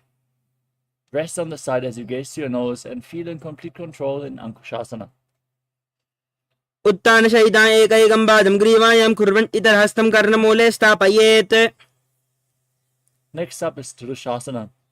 As you lay on your back, pull your knees up against your chest and circle them with your arms. Hold onto opposite knees and rock your body from side to side as you visualize Swamiji in your inner space. उत्तानशयनं जानोनि हृदयवस्थम्भ जङ्गशस्तौरिणी करद्वये बद्ध्वा सव्यापसव्यं लोडयेदृशासनं भवति. Now repeat Urdhva Paschimottanasana on the other side. Lift the right leg behind your neck if you can. Lean forward and down and hold onto the front foot as you visualize Swamiji. पश्चिमदानवत् संस्थितं कृत्वा एकं पादं ग्रीवायां धृत्वा तिष्ठेत् ऊर्ध्वपश्चिमदानं भवति. Now lean back with your leg behind the neck. Hold onto the foot with the opposite hand as you straighten your leg, the opposite leg, and lay on your back. Gaze to your nose and visualize yourself as being unending, Ananta. उत्तानशयनी एकैकं पायी ग्रीवायां विन्यस्य इतरहुस्तेन पापाग्रं गृहीत्वा. Now roll onto the side of the hand holding onto the foot. Rest on your side as you gaze to your nose and feel in complete control in Ankushasana. उत्तानशयिता एकैकं पादं ग्रीवायां कुर्वन् इतरहस्तं कर्णमूले स्थापयेत् तस्यैव हस्तस्य कुर्बरो भूमौ निधाय. Next up is Yoga Nidrasana. As you lay on your back, bring your legs behind your neck one by one. If you can't bring both the legs behind your neck, you can pull them towards your chest. Gaze to your nose and visualize Swamiji in your inner space as you visualize the prana flowing upwards within your body. पादाभ्यां वेष्टयेत् कण्ठं हस्ताभ्यां पृष्ठबन्धनं तन्मध्ये शयनं कुर्यात् योगनिद्रा सुखप्रदा. Next up is Atmaramasana. With your legs over top of the shoulders, bend your arms up and interlock the fingers behind your neck as you gaze to your nose and visualize Lord Vishnu blessing you from within. Atmaram आसन प्रतिम सुदो सोवे. The next asana is Kochikasana. As you lay on your back, now pull your knees up towards your chest. Extend your arms to the side at shoulder level as you keep the soles facing upwards. Gaze to your third eye and visualize Swamiji in your inner space. दो हाथ सीधा सा करे, तनस उबेस पा करे. From Kochikasana, we enter into Jatara Parivritti. Keep your arms extended to the side, the knees pulled against your chest, and then drop one knee down to the side, extend the opposite leg down. This is the first step. Then bring both knees bent to the side. This is the second step. Then extend both legs to the side, hold onto the feet and gaze in the opposite direction. Third step. Visualize Swamiji perform the Mula Bandha, and now return to the center as we repeat all the 3 steps on the other side as well. Bend one knee, keep the other knee extended. Bend both knees to the side. Extend both legs to the side. Hold the feet and gaze away from the feet. परिवृत्तिक कोक्षिबाहि त्रिदाहि परिकीर्तकं बद्धकोणं सप्तकोणं ऊर्ध्वकोणं दापि च. Next up is Dviparapitam.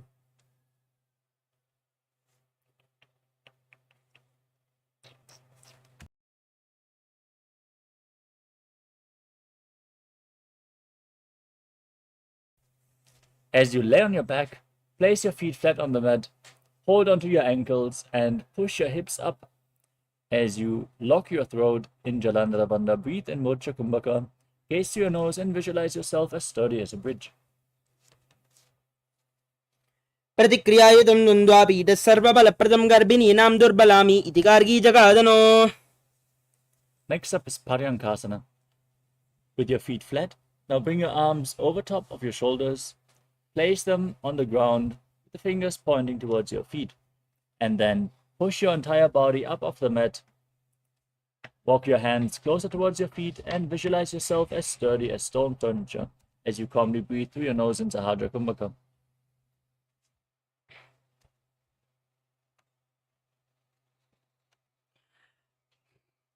उत्तानशयनं हस्ततलाभ्यां भूमिम् अवष्टभ्यपादतलाभ्यां भूमिं दत्त्वा नाभिप्रदेशम् ऊर्ध्वं कुर्यात् पर्यङ्कासनं भवति. Now lay down on your back. Pull your knees up against your chest. Hold on to the respective shoulders with your hands and rotate your hips in a circular motion as you visualize yourself as a dog playfully rolling around on its back in Shvottanasana.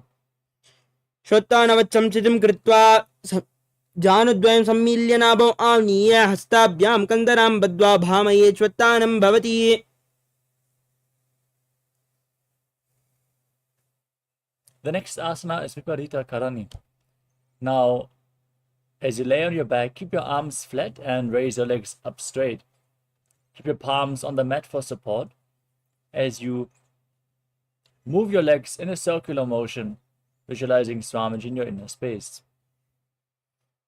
अदविपरीतकर्णी मुद्रा भूतले सुश्रौ दत्त्वा. Now stop the movement of your legs. Be stable in Viparita Karani too as you visualize Swamiji. करणी विपरीताख्या सर्वादिव्याधिनाशिनी नित्यम् अभ्यासयुक्तस्य जाठराग्निविवर्धनी. Next up is Langalasana. You can lower your legs down. Then kick your hips up and bring your feet over top of your head, toes touching the ground above you. Now interlock your fingers behind your back. Place your hands on the mat in Parusha Mudra as you visualize yourself as a plow in Langalasana. ग्रीवाकण्ठेन भूमिं विस्तम्भा पादाग्रद्वयं मूर्धमुन्नयेत् नरकासनं भवति. नरकासने स्थित्वा नासिकाप्रदेशेन भूमौ पृष्ठे संस्थाप्य हस्तद्वयं सम्मील्य लम्बीकृत्य ग्रीवाकण्ठेन भूमिं स्पृष्ट्ये लाङ्गलासनं भवति.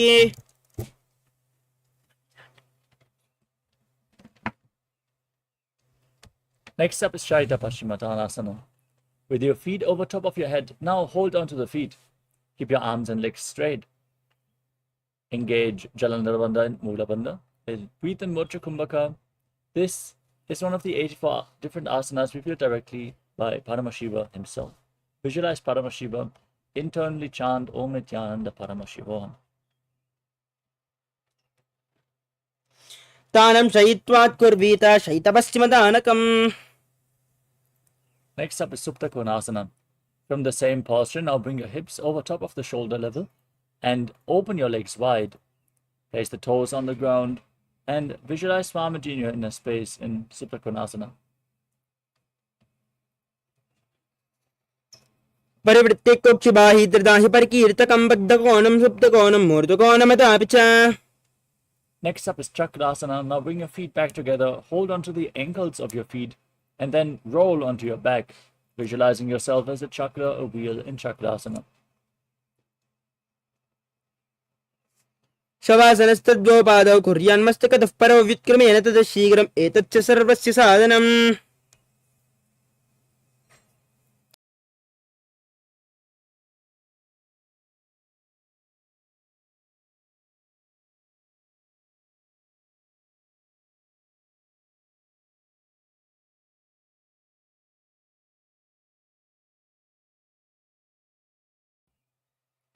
The next asana is Supta Prasarita Parangushtasana.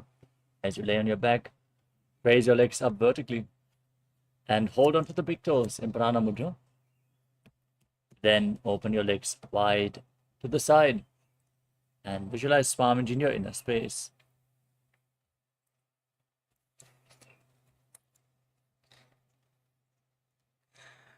उत्तानपादं क्रौञ्चं च मरीचं वीरभद्रकम्.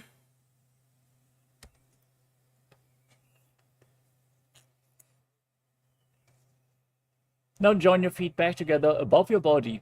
Keep holding on to the big toes.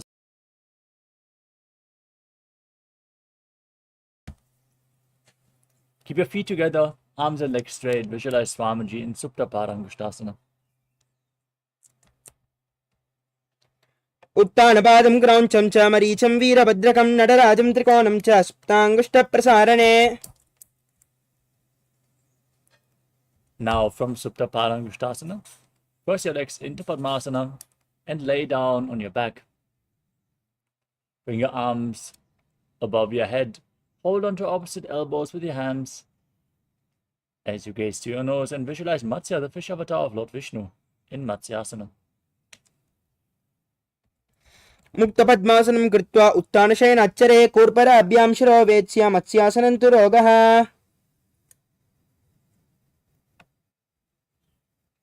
Next up is Parasharamasana. As you lay on your back with your legs in Padmasana, place the backside of the right palm on top of the left.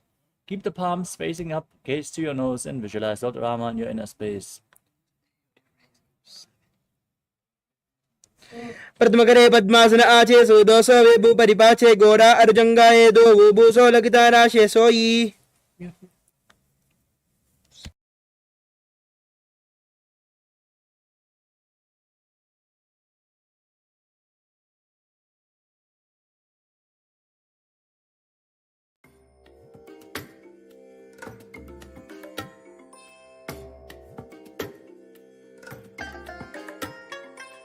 I bless you all.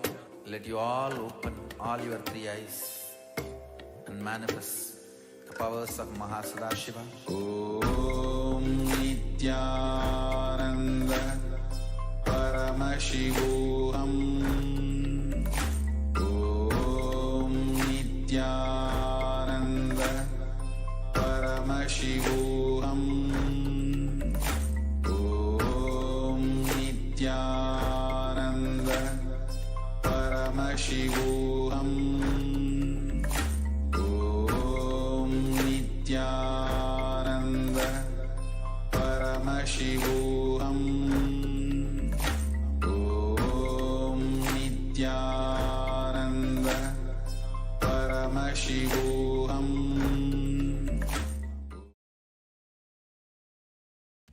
Sorry for the technical glitch. We are back now. I hope we are audible. Let us continue with the next asana of the sequence, which is Sarvangasana. Lay on your back with your legs in Padmasana. As you kick your legs and hips up, support your lower back with your hands. Keep your body sturdy. As you lock your throat in Jalandhara Bandha, gaze to your nose and visualize Swamiji in your inner space in Sarvangasana. अतवक्षेत्र संक्षेपात् सर्वांगासनमुत्तमं यत्कृत्वा योगनिपुनो विद्याभिः पण्डितो यदा. Next up is Vrishchikasana. Now bring one foot to the opposite thigh and pull the opposite knee against your chest. Extend your arms up above your head, hook your fingers forward as you gaze to your third eye and visualize yourself as a scorpion. Pratamashayana Sudo Shishake Shaki Samdi Sudake. Now place the other foot on the opposite thigh. Repeat Vrishchikasana on the other side. Pratamashayana Sudo Shishake Shaki Samdi Sudake. The next asana is Vrishaparakshipasana. As you interlock your fingers behind your neck, extend your legs straight and lift them off the ground. Keep them off the mat as you alternate, bringing your knees in towards your chest, back and forth. Visualize Swamiji in your inner space and breathe calmly in Sahadra Kumbhaka as you do so. Uttanashayanam Kritva Anulambif Kandaram Badva Kurparvami Litvan Tambena Bomim Sprishtva. Next up is Maruttanasana. Now keep your arms flat next to your hip and alternate touching your ears with your respective knees as you visualize Swamiji in your inner space. Shwattana Samsiti Kritva Janadvayam Paryayena Karnyoho Samsprishet Marottanam Bhavati. Next up is Vrikasana. As you lay on your back, now place your feet flat, then stand up and lay back down again and again as you visualize yourself as a wolf.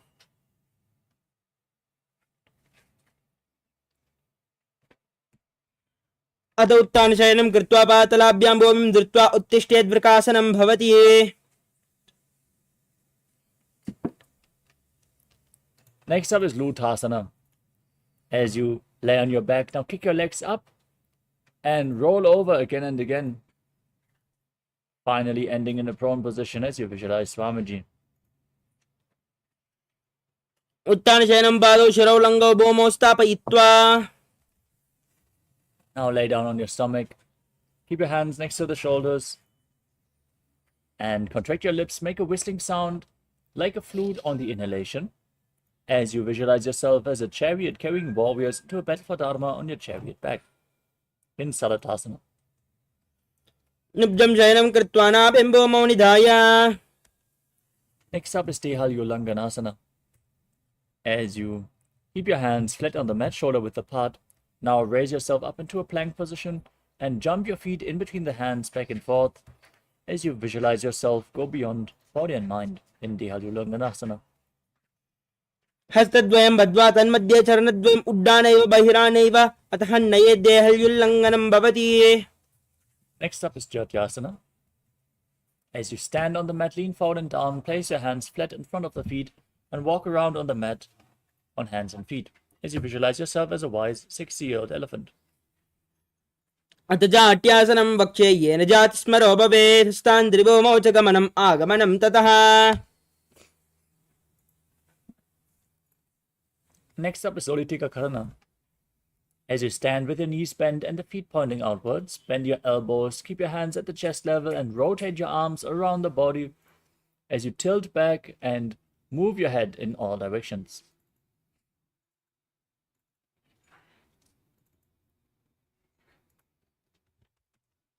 The next asana is Sadapasana.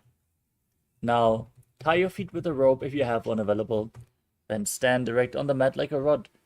Keep your arms close to your body, hands on the thighs, and visualize your Kundalini Devi raising and curling upwards around your body.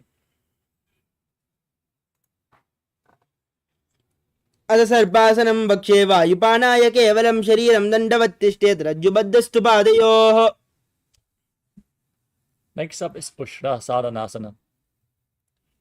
As you stand on the mat, lean forward and down, and hold your feet from the front. Step your toes onto your fingers as you walk around on the mat and visualize yourself as a camel. मुष्टिकनिष्ठिका प्रदेशेन भूमौ निधाय उपरि पातले संस्थाप्य उष्ट्रवत् उष्ट्रसादनं भवति. Next up is Ashvasana. From the same posture, now hold the feet from the side. Walk around on the mat as you visualize yourself as a horse. मुष्टिकनिष्ठिकाप्रदेशेन भूमौ निधाय उपरिपातले संस्थाप्य अश्वशरीरं चलनीयम् आश्वासनं भवति.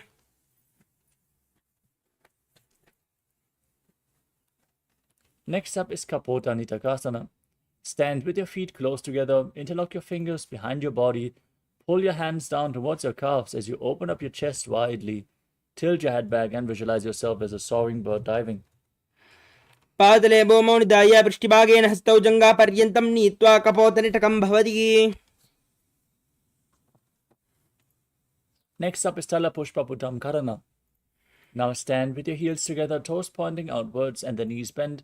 Join your hands in Namaskara Mudra and bow down to one side as you open up your palms and raise the respective heel. Repeat this movement on both sides as you visualize yourself holding a bouquet of flowers and offering it to Paramashiva.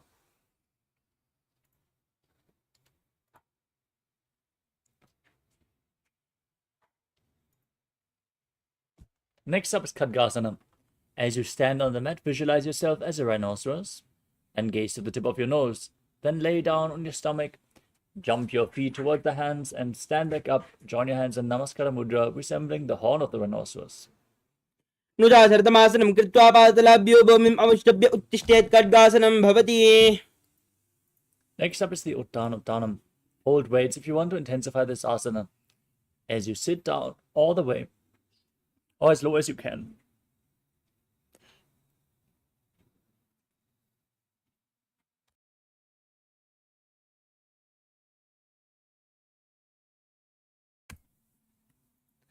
पुनः पुनः उत्थातव्यम् आसितव्यम् इति उत्थानोत्थानं भवति.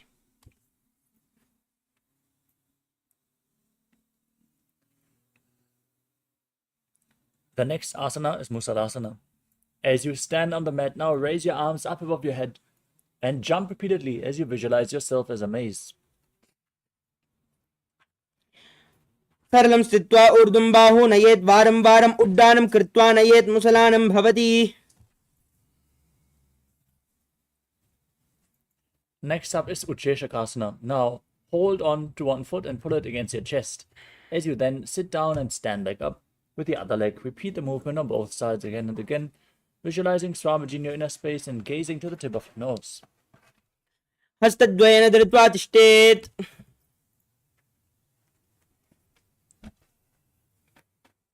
Next up is the Parshva Janukarana. Now stand on the mat and keep one foot pointing outwards as you bend the respective knee and raise the other knee against your chest and circle the raised knee with your arm, placing the hand in a fist and the opposite hand on the inner respective thigh with the fingers pointing inwards.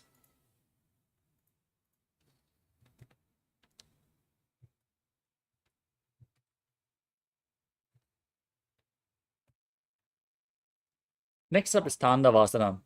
You can hold weights if you want to intensify this asana. Now, extend your arms forward and extend one leg as you visualize yourself fiercely dancing as Lord Shiva. Sit down and stand back up.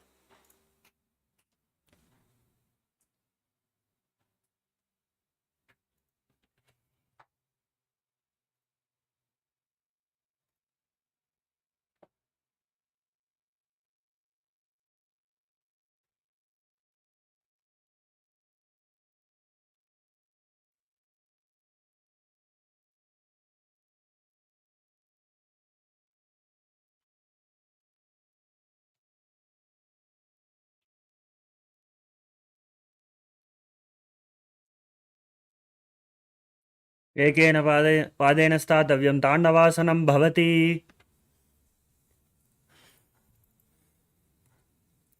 Next up is Brahmanasana. As you stand with the left foot to the inner right thigh, keep your hands relaxed by the side as you visualize yourself being blessed by Lord Brahma.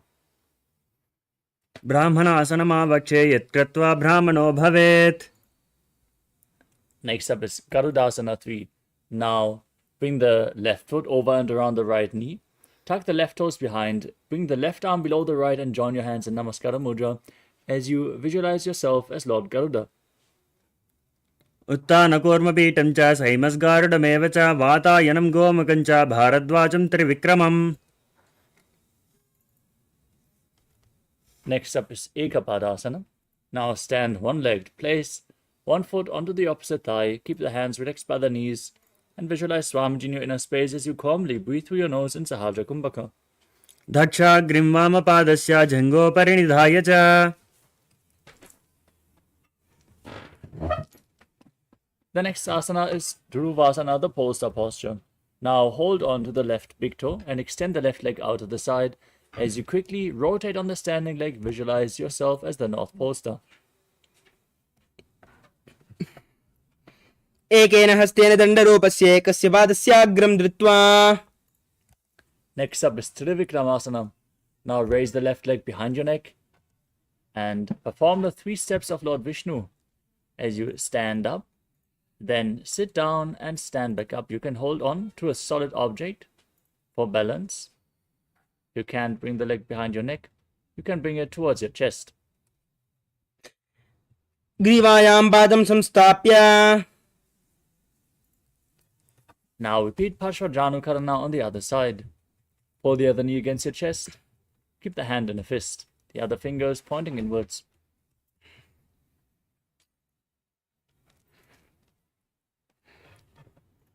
Next up is Tandavasana on the other side. Now hold on to weights. Visualize yourself fiercely dancing as Shiva as you sit down and stand back up on one leg. एकेन पादेन स्थातव्यं ताण्डवासनं भवति Next up is Brahmanasana on the other side. Now place the right foot to the inner left thigh. Keep the hands relaxed by the side as you visualize yourself being blessed by Lord Brahma. ब्राह्मणासनमावक्ष्ये यत् कृत्वात् ब्राह्मणो भवेत् Now repeat Garudasana 3. Intertwine your arms and legs. Keep your hands in Namaskara Mudra and visualize yourself as Lord Garuda. उत्तानकूर्मपीठं च संहस्गारुडमेव च वातायनं गोमुखं च भारद्वाजं त्रिविक्रमम् Now repeat Ekapadasana. Place the right foot on the left thigh. Keep your hands by the sides and visualize Swamiji. दक्षाग्रं वामपादस्य जङ्घोपरिनिधाय च Next up is Dhruvasana, the poster posture on the other side. Hold the big toe of the right foot and rotate quickly on the left leg. एकेन हस्तेन दण्डरूपस्य एकस्य पादस्याग्रं धृत्वा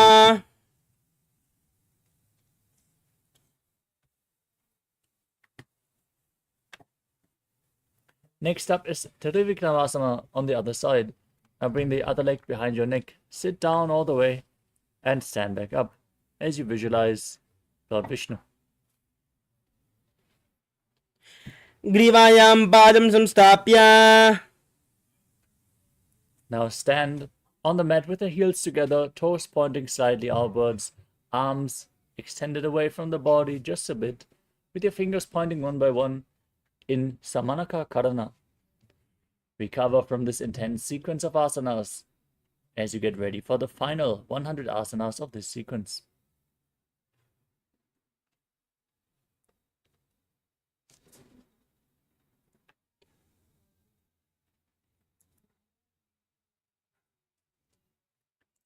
Starting off with Gorak Anjali Asana. Now, squat down and bring your arms between the legs, interlock the fingers in Parashu Mudra, and as you squat down all the way, bring your locked fingers towards the navel. As you visualize the great sage Goraknath, founder of the Natha Yoga Hindu Sampradaya, breathe in Jiva Chala Kumbhaka. Inhale all the way and hold your breath, and then freely move the retained breath up and down and through the limbs of your body by the force of your will. प्रथमहि बोहोय बाहुरीनी च उपनिहोवे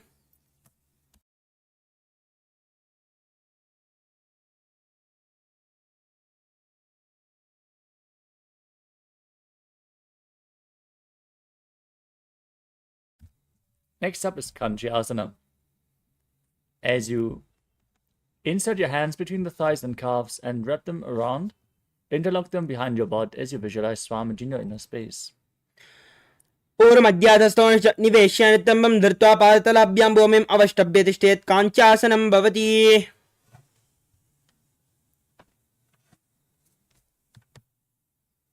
Next up is Bhaido Asana. Now, squat down all the way and keep your heels close to the perineum as you interlock your fingers behind your back and gaze to your navel, visualizing Bhagavan Kaala Bhairava, the Lord of Time. दो बगा की ताल की माहिली का और मिलावे पना पानी होकर मरु में से. Next up is Varahasana. As you squat down all the way with your feet flat, bring your hands behind your back, behind your neck with the fingers pointing downward in Anjali Mudra. Now keep your elbows close to your head, your upper back straight as you gaze to your nose and visualize yourself as Varaha, the boar avatar of Lord Vishnu. पगतली की माहिली का और मिलावे पना पानी होकर बेसे. Next up is Pripittasana. As you keep your heels touching and the toes apart, hold onto the big toes in Prana Mudra and raise up to the same level as your knees with your hips. Visualize Swamiji in your inner space in Pripittasana. अत उद्दान आसनानि पार्श्विद्वय सम्मिल्य स्थित्वा नितम्बं जानप्रदेश आनीये तिष्ठेत् प्रपीडासनं भवति. Next up is Bakasana. Now place your hands flat on the ground, shoulder width apart, and bring your knees onto your arms close to your armpits. Lean forward and down, find balance. Lift your feet off the mat as you visualize yourself as a crow. Dominic, go back.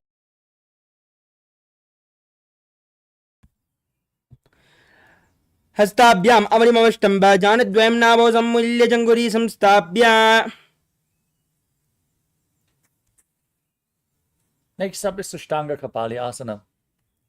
Now keep your hands flat on the mat, the knees towards your armpits.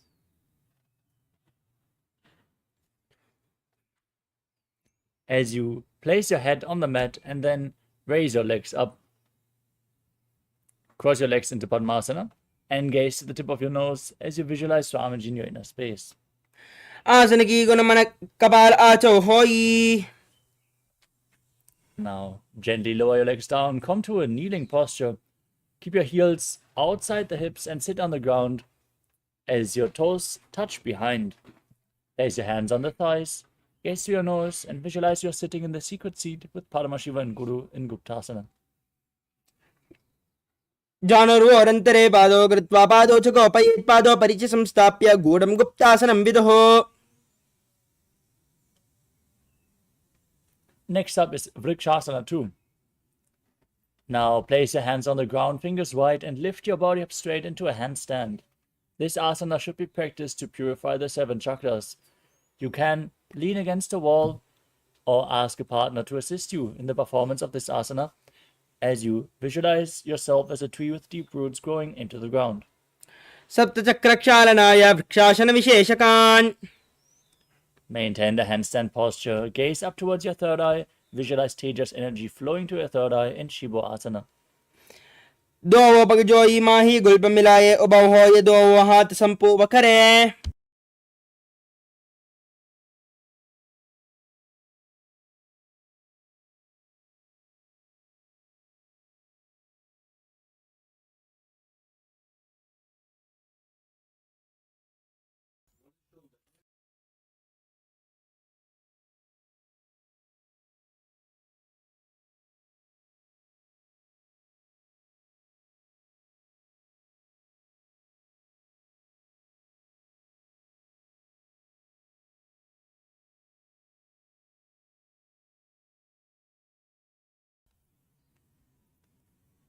Now, place your hands flat on the mat and come to a plank position.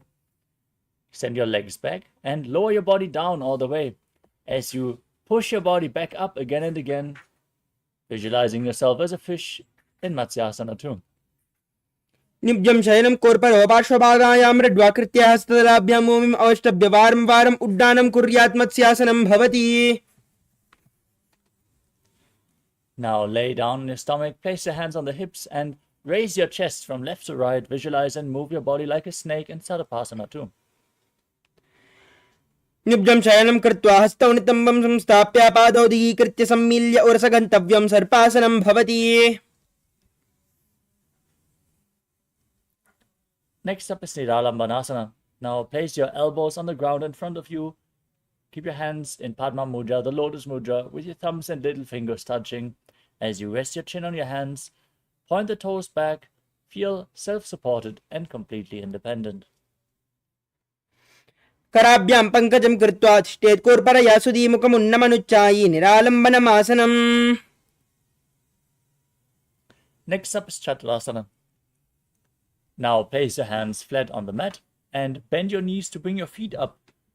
As you straighten your arms and bring your upper back close to the feet, tilt your head back and visualize yourself as an umbrella protecting your guru from the sun rays. अर्ध्यासनमस्थित्वा हस्ततलाभ्यां भूमिम् अवष्टभ्यमुन्नया चत्रासनं भवति. Next up is Vajrasana. Now keep your feet flat and sit on your heels.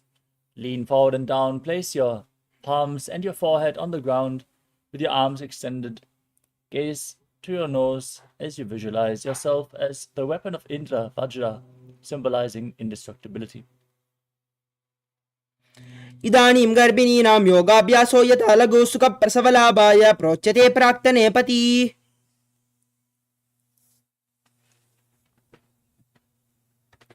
Now place your hands flat on the mat and raise your hips up high into Gajasana as you then alternate striking the ground with your hands, experiencing yourself as powerful as a ram in Meshasana. गजासनसंस्थितौ एकैकं बाहुं भूमौ ताडयेत् मेषासनं भवति.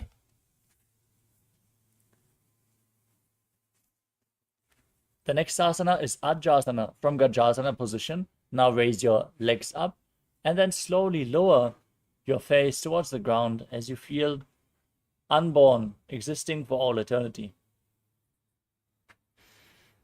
गजासनसंस्थितौ पादद्वयं ममतराले कृत्य मस्तकेन भूमिं स्पृष्टा अजासनं भवति.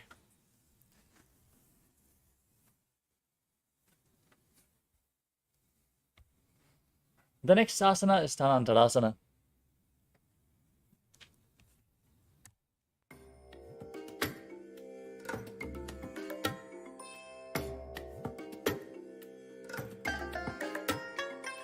I bless you all. Let you all open all your three eyes and manifest the powers of Mahasada Om Nityananda Paramashivoham. Om Nityananda Paramashivoham. Om Nityananda Paramashivoham.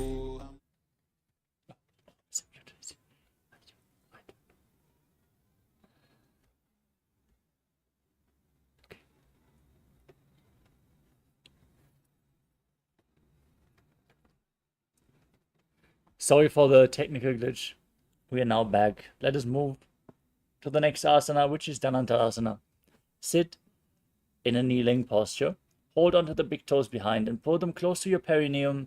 Then place your hands on your thighs, gaze to your nose and visualize Swamiji as you breathe in Ujjayi Pranayama. Make an ocean-like sound with your mouth. पूर्वविधिबरिहादा की काकसी शोपनाशरा मोडी पगा की अंगुली अग्रमेडो लगावे.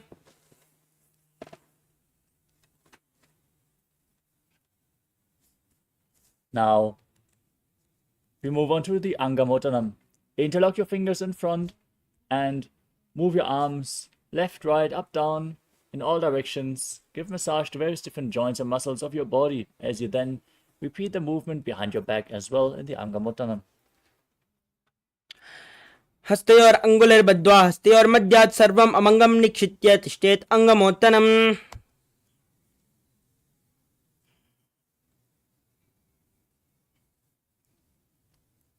Next up is Garudasana form. As you sit in Vajrasana on your heels, turn your feet outward so the toes are pointing to the side. Now visualize yourself as Lord Garuda, flying Lord Vishnu and Lakshmi on his back as you keep your hands on the knees. जङ्गोरभ्यां दरां पीड्यास्तिर्कयोद्विजानुनौ जानुपरिक्करद्वन्द्वागरुडासनमुच्यते. Next up is Ananda Mandirasana. Now sit with your legs folded back, the toes pointing backwards with your knees opened wide. Hold your ankles with your hands as you place the front of your buttocks on the ground. Gaze up towards your third eye and visualize yourself residing in the blissful space of a temple. अथ पक्षे वीरनाथ आनन्दमन्दिरासनं यत्कृत्वा अमरो धीरो भवत्येवेह साधकः. Next up is Mandukasana 2. As you sit, with your knees open wide, the feet overlapping on top of your ankles, place your hands underneath the knees and gaze to your nose as you visualize yourself as a frog. Press your frog tongue up against the palate of your mouth in Manduki Mudra and engage Uddiyana Bandha and Mula Bandha. पृष्ठं सम्पीड्य गुल्पाभ्यां जान्वङ्गे सबलयाकृतिः हस्तौ पादतले क्षिप्तौ मण्डुकं पाददोषहृत्.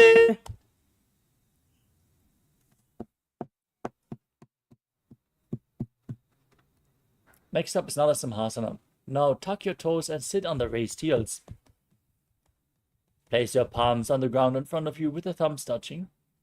Gaze to your nose, stick out your tongue and exhale forcefully again and again as you visualize Narasimha, the Lion Man avatar of Lord Vishnu. दो बनापानि होय वेश एडिमीलर गुणा निवेशे स्म शरीर नीका ठहरावे NASA अग्रदृष्टिकोल्याभे. Next up is Pishlakasana. As you sit on raised heels, cover your mouth and nose with your hands cupped over top. Bring your thumbs underneath the teeth and close your mouth as you inhale through the right nostril and exhale through your mouth in Bishlaka Pranayama. Gaze to your nose and visualize yourself as Devi presiding over all your fears. दोम बायांकी एडी जोई गाराफनम वामनपनि होई.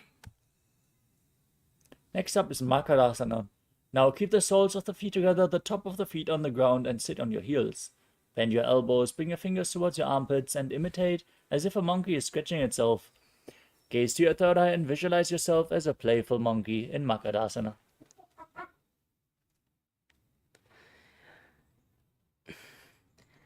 दो पगिदली संपुट आने तिनकी पिष्टि भूमि परिटाने मूलद्वार एड्यां बरल्यावे मूढ़ा हाथ ऊंचा ठहरावे.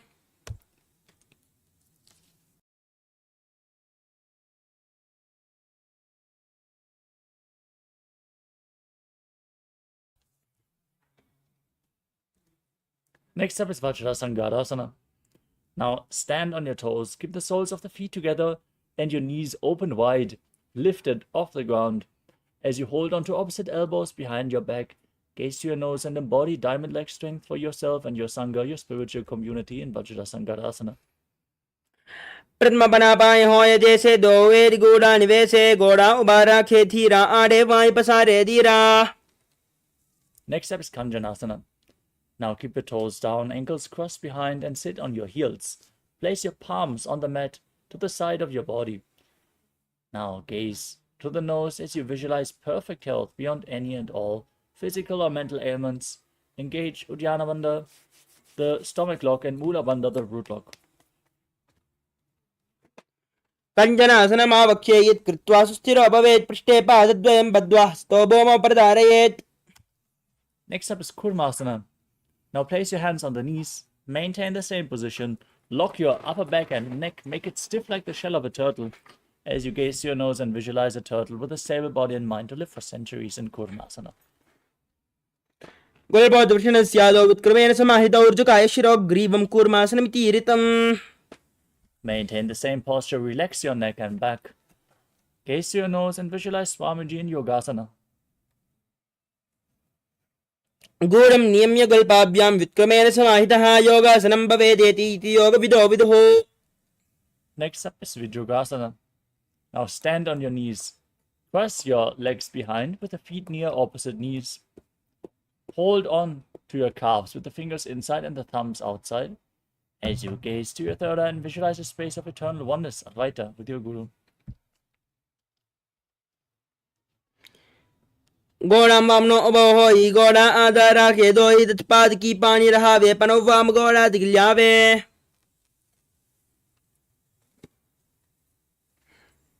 Next up is Ustrasana 2. Now keep the top of the feet flat, stand on your knees, hold onto your ankles and lean backward all the way. Push your hips forward and visualize yourself as a camel. मेरुदण्डग्रन्थिदाडय शम्पिपादैषुः पुमान् कपोतोष्ट्रासनाभ्यासं कुर्यान्वितहितासनः. Next up is Jatyasana 2. With your heels together, hands on the soles of the feet, slowly lean back. Bring your elbows down to the mat, followed by the back of your head. Gaze to your nose and experience yourself as a lotus blooming in Jatyasana 2. द्वौ एरी सम्बुड्करे सोले मूलद्वारिधरिधरे. Next up is Viratasana.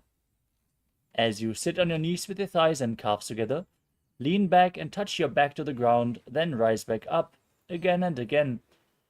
Visualize the healing and liberation of all causal subtle forms of your body as you gaze to your nose in Viratasana. जङ्गाप्ति भूमो निधाय जङ्गोदरयोः ऊर्णि संस्थाप्य पृष्ठिवं संवारं वारं स्पृशेत् विराटासनं भवति.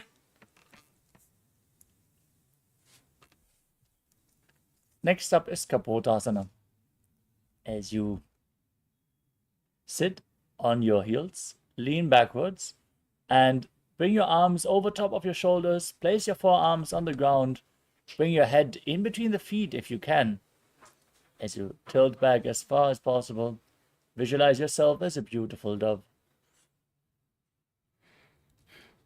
मेरुदण्डग्रन्थिदाढ्य सम्पिपादैषुः पुमान् कपोतोष्ट्रासनाभ्यासं कुर्यान्वितहितासनः.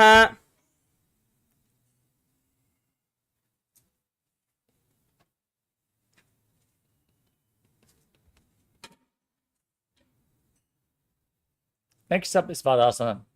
Now stand on your knees with the toes tucked behind. Hold on to opposite arms and gaze to your nose.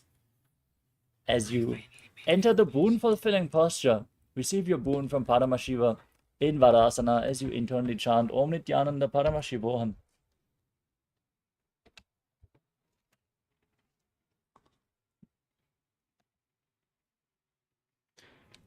जानुनी भूमौ संस्थाप्य हस्ताभ्यां बाहु परस्परं धृत्वा सरलं तिष्ठेद्वरासनं भवति. Next up is Varahasana 2. As you keep your toes tucked, place your perineum on the raised heels, lean forward and down, bring your forearms to the mat, and rest your head on your hands. As you visualize yourself as a boar, one of the 10 incarnations of Mahavishnu. सूर्यं चन्द्रं वेदनानि कथयन्ते कूर्परो भूमौ स्थापयित्वा.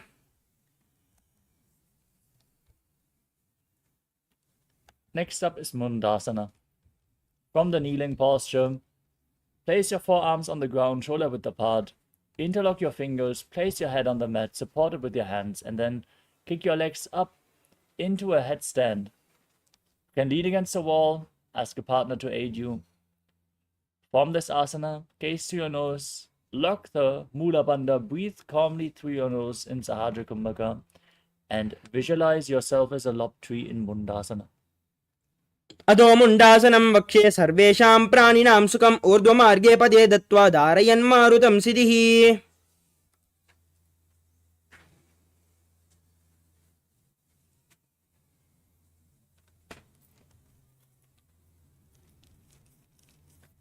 Next up is Andhasana. Now come to a kneeling posture with your feet flat. Lean forward and down, bring your head in between the knees. Hold your head with both hands, the elbows outside the knees. As you inhale through your nose in Sahadra Kumbhaka and then exhale through your mouth in this asana. Gaze to the tip of the nose and visualize Swamiji in your inner space. प्रथम बगितली समठहरावे कोरमाहिली उभय मिलावे पनापानि हो करबे से दोवे गुड़ा निवेशे.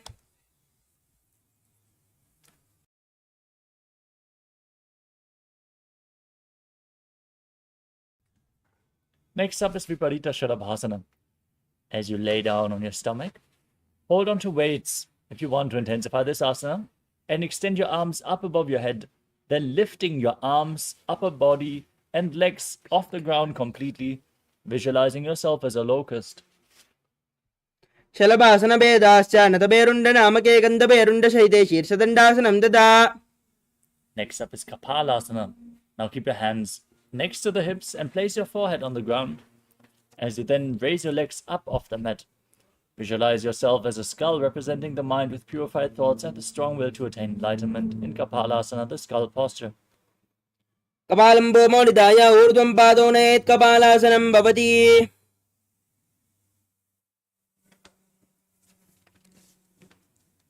The next asana is Akasha Kapotasana.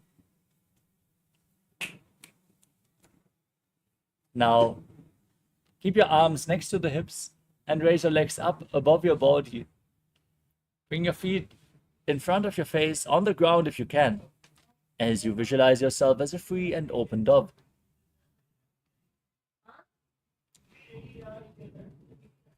उष्ट्रासने स्थित्वा चरणौ भूमेरुत्थाप्य मस्तकोपरि नीत्वा पृष्ठपादेशेन भूमौ स्थापयेत् आकाशकपोतं भवति. Next up is Chatakasana. Now sit in a kneeling posture and place your forearms on the ground in front of the knees. Bring your navel to the knees and visualize yourself as a sparrow. कोर्परापर्यन्तौ हस्तौ दरामविष्टभ्यजानुनी नाभो संकुच्य तिष्ठेतं चरकासनं भवति. Next up is Vrishikasana too. From this posture with your forearms on the ground, now raise your hips and legs up, kicking your legs above the body.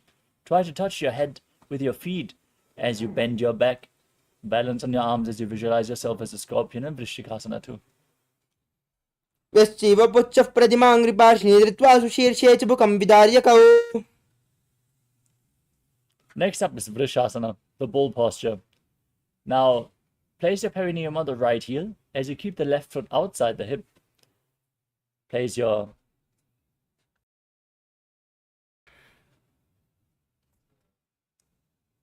palms on the ground in front of the knees as you visualize yourself as a bull.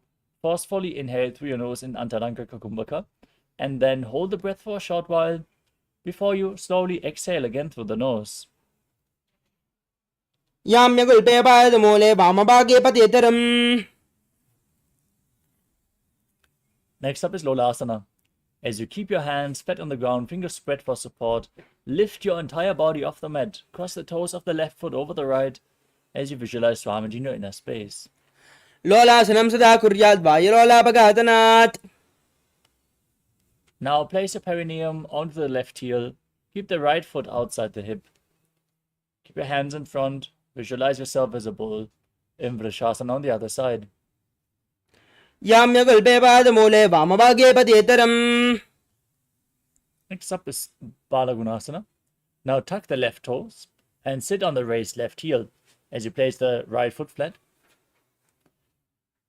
Keep your hands on the respective knees and visualize Balagunahai.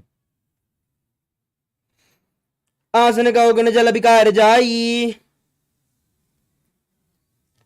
Next up is Grahasana.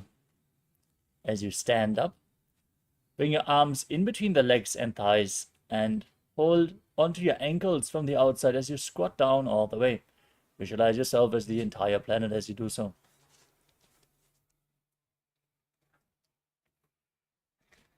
पातले संस्थाप्य जानुमध्ये कोर्परौ संस्थाप्य गुल्पप्रदेशो धृत्वा तिष्ठेत् ग्रहासनं भवति.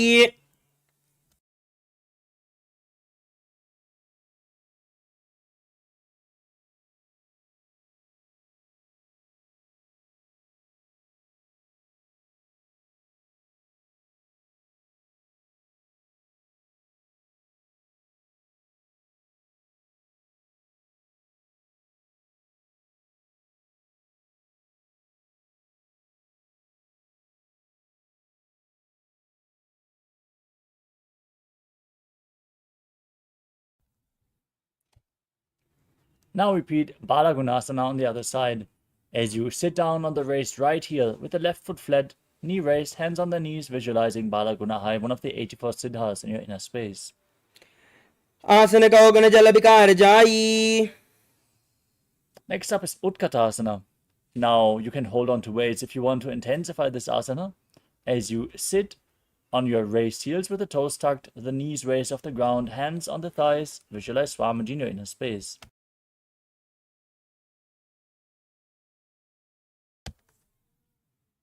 युजोस्फिजोस्ति यत ऊर्ध्वजानु यत्रासने. Next up is Vajrasangadasana 2. Now, bring the soles of the feet together and keep your knees open wide off the ground as you hold on to opposite elbows behind your back. Visualize Swamiji in your inner space in Vajrasangadasana 2. प्रथमपनापानिहोय जैसे द्वौवेर गूढ़ा निवेशे गोढ़ा उबादाख्ये थिया आडे Y पसारे धीरा. Next up is Anilasana. Now place your palms on the ground and step your heels onto your hands. Squat down all the way and keep your arms straight as you gaze to your nose and visualize you are able to consume and live off of air alone. दो हाथ भूमि पर डाने कहुनी जारी नाभि लग आने. The next asana is Padukasana. Now, lean forward and down, place the back side of your hands on the mat and step your feet onto your hands, wrapping your hands around the feet like shoes. As you walk around on the mat, visualize you're wearing padukas walking across India. हस्ततलयोः पादतले कृत्वा तिष्ठेत् गच्छेत् पादुकासनं भवति. Next up is Kukutodhanasana. As you keep your palms on the ground, kick your legs up and let them fall back down again and again, visualizing yourself as a rooster. Don't forget to breathe in Antarangaka Kumbhaka. हस्ततले भूमौ कृत्वा पादतले च ऊर्ध्वं मुण्डानं कृत्वा भूमौ पतेत् इत्थं पुनः पुनः कुर्यात् कुक्कुटोड्डानं भवति. Next up is the Viparita Nrityasana. Keep your hands flat on the mat and kick your legs up and move around on two hands, dancing as you feel yourself become free from all inhibitions.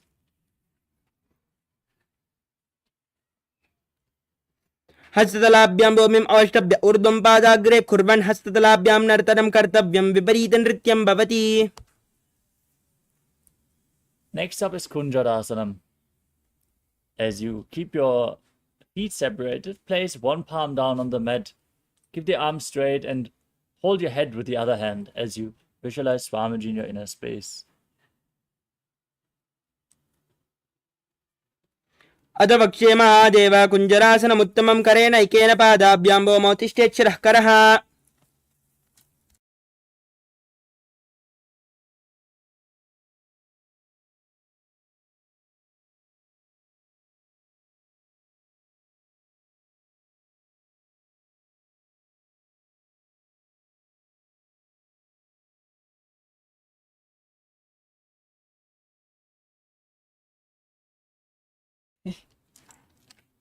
Now, exchange the position of your hands. Repeat Kunjarasana on the other side. अथ वक्ष्ये महादेव कुञ्जरासनमुत्तमं करेण ऐकेन पादाभ्यां भूमौ तिष्ठेत् शिरः करः. Next up is Kadambasana. Squat down all the way. Hold onto your ankles with your hands. And then lift your feet off the ground as you visualize yourself as a Kadamba tree, a pious tree that promotes a long life. पार्ष्णिभ्यां भूमिम् अवष्टभ्य हस्तद्वयेन गुल्पा धृत्वा तिष्ठेत् कादम्ब भवति. Next up is Pavana Muktasana. Place your feet flat and pull your knees against your chest with opposite hands. Visualize any excess vata being released from a balance within your system. द्वयोस्तु पादयोः पानं लात्वा स्वस्वनितम्बके जानुनि वक्षसि सा दुर्बभ्रती करबन्धने. Next up is Chakrasana. Now bring the left leg behind your neck. Extend the right leg to the front. Place your hands on the mat and lift your entire body off the ground as you gaze up to your third eye and visualize yourself as a powerful source of energy in Chakrasana. पूर्वतानं चतुष्पादं पीतं वज्रासनं तथा चकोरक्रौञ्च शलभभुजङ्गम् अपि विस्तृकम्. Now keep the right leg extended. Hold on to both the big toes with the respective hands in Prana Mudra. As you pull the left foot towards your ear, visualizing yourself as a bow in Dhanurasana 2. पादाङ्गुष्टौ पाणिभ्यां गृहीत्वा शरणावती धनुराकर्षकाकृष्टं धनुरासनमिति ईरितम्. Next up is Ashtavakrasana. Now bring the left leg over top of the left shoulder and hook the right foot over top of the left foot.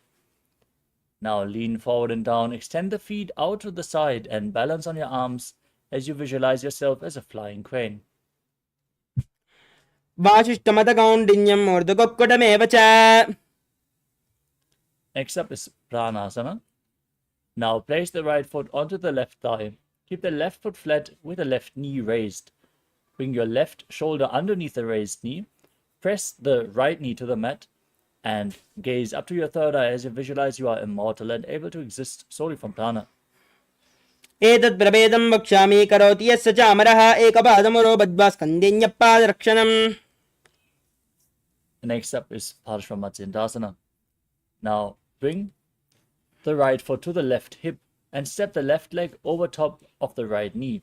Twist your right elbow outside the raised knee, bring your arm below the knee, and then hold on to the fingers behind your back. As you twist your spine, gaze up to your third eye and visualize the great sage and yogi Matsyendra, the master of Hatha Yoga. वामोर्मूलार्पितदक्षपादो जान्वोर्बहिर्वेष्टितदक्षदोष्णा प्रगृह्यतिष्ठेत् परिवर्तिताङ्गः श्रीमत्स्यनाथोदितमासनं स्यात्. Now repeat Chakorasana on the other side. Now bring the other leg behind your neck. As you straighten the opposite foot forward, place your hands on the mat and then lift your body upwards. Gaze up towards your third eye. Visualize yourself as a powerful source of energy.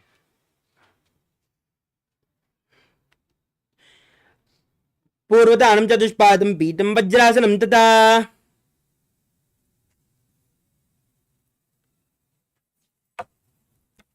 Now keep the leg extended, hold onto the big toes in Prana Mudra. Visualize yourself as a bow in Dhanurasana too.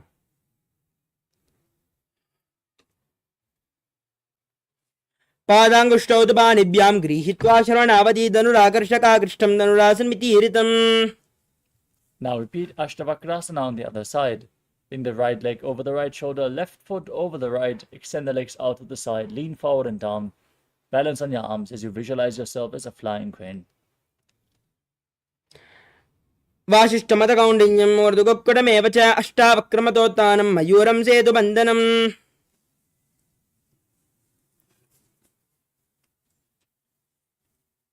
Next up is Pranasana on the other side. Now place the left foot on the right thigh. Bring your right shoulder beneath the right knee. Visualize you are immortal, able to exist solely from prana. एतत् प्रभेदं वक्ष्यामि करोति यस्य च अमरः एकपादमुरो बद्ध्वा स्कन्देऽन्यपादरक्षणम्.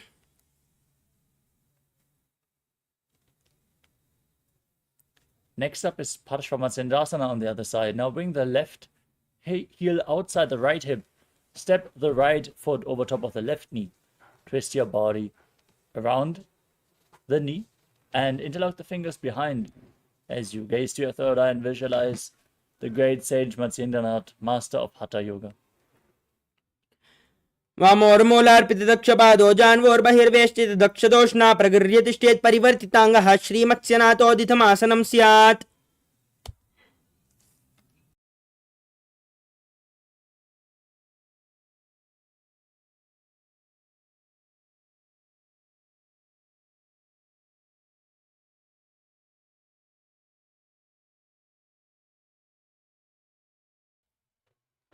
Next up is Ardha Paschimottanasana.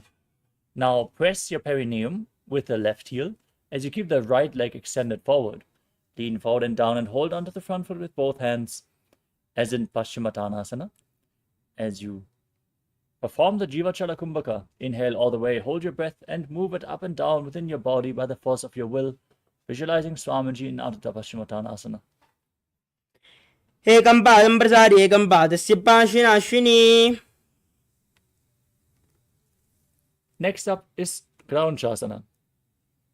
Now bring the left foot outside the hip, hold on to the right foot and raise it up in front of your face as you visualize yourself as a crane.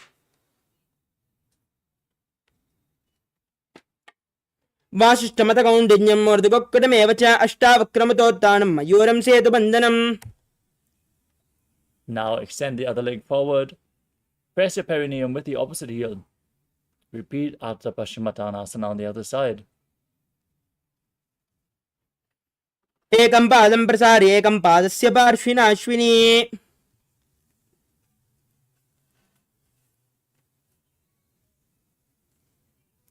Now bring the right foot outside the hip. Hold on to the left foot and lift it up in front of your face, visualizing yourself as a crane as you keep your knees straight and Kranjasana on the other side. वासिष्ठमतकौण्डिन्यम् ऊर्ध्वगुक्कुटमेव च अष्टावक्रमतोत्थानं मयूरं सेतुबन्धनम्. Next up is Swastikasana. Now sit with your feet in between the thighs and calves. Keep your spine straight, palms resting on the knees as you gaze to your nose. Embody peace, well-being, good fortune and prosperity as you visualize a swastika in your inner space. जानुर्वोरन्तरे पादौ उत्थानौ व्यक्तसंस्थौ. Maintain the same posture, but cover your heels with your hands, fingers spread wide, gaze to your nose. Visualize the great sage Godagna, founder of the Natha Yoga Hindu Sampradaya. Tuck your chin to the chest in Jalandhara Bandha and engage the perineal floor in Mula Bandha in Godakshasana. जानुर्वोरन्तरे पादौ उत्थानौ व्यक्तसंस्थौ कुल्पौ च आच्छाद्यहस्ताभ्याम् उत्थानाभ्यां प्रयत्नतः. Next up is Pagasana 2. Now, bring the left heel against your perineum and place the right foot onto the left thigh. Gaze up towards your third eye, visualize Swamiji and meditate on Arihanta, the Enlightened One. As you get ready to enter Shanmukhi Mudra, inhale all the way, then close your mouth with little and ring fingers, your nostril with the middle fingers, your eyes with the index fingers, and your ears with your thumbs. वामपार्श्वगुणं संस्थाप्य दक्षाग्रं वामजगणे. Next up is Yogasana 2. Place your feet onto opposite knees and then keep your hands at the side of your body down on the ground with your palms facing upwards. Gaze to your nose, visualize Swamiji and breathe in Kakachantra Kumbhaka. Roll up your tongue and inhale through the rolled up tongue. Exhale through your nose in Yogasana 2. उत्थानौ चरणौ कृत्वा संस्थाप्योपरि जानुनौ आसनोपरि संस्थाप्य चोत्थानं करयुग्मकम्. Next up is Urdhva Kukutasana. Rotate your hands at the side of your body. Place your palms on the ground as you keep your legs in Padmasana. Lift your entire body off the ground and visualize yourself as a rooster. वासिष्ठमतकौण्डिन्यम् ऊर्ध्वगुक्कुटमेव च अष्टावक्रमतोत्थानं मयूरं सेतुबन्धनम्.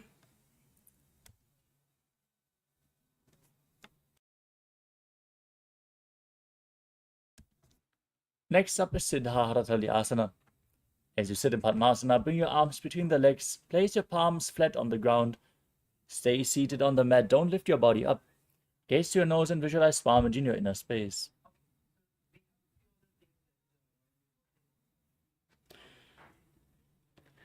प्रथम पद्मासन को करे घोड़ा हस्तद्वौ संधिधायके.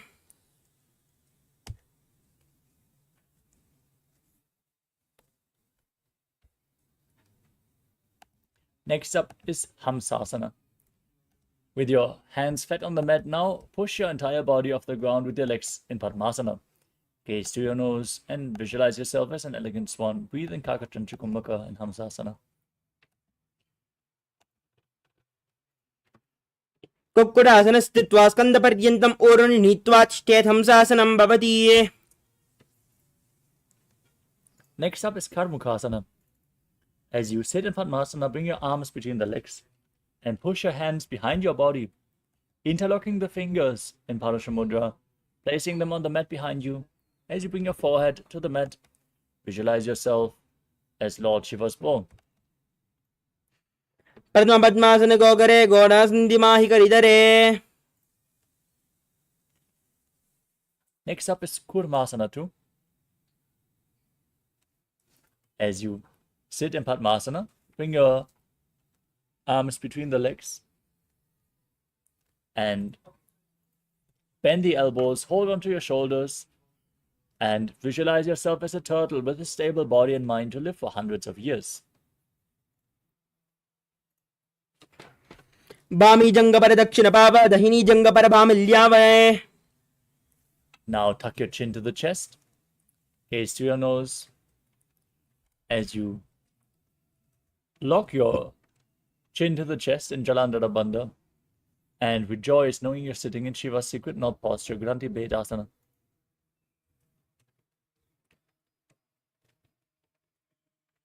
अथ वक्ष्ये नीलकण्ठ ग्रन्थिभेदासनं शुभं यत्त्वा रुद्रोपवेक्षिप्रं सूक्ष्मवायुनिषेवनात्. Next up is Uttana Kurmasana. From the same posture, now roll onto your back, hold onto your shoulders, and gaze to your nose as you feel like a turtle laying on its back. कुक्कुटासनवन्दस्तं कराभ्यां धृतकन्दरं पीठं कूर्मवदुत्थानम् एतदुत्थानकूर्मकम्.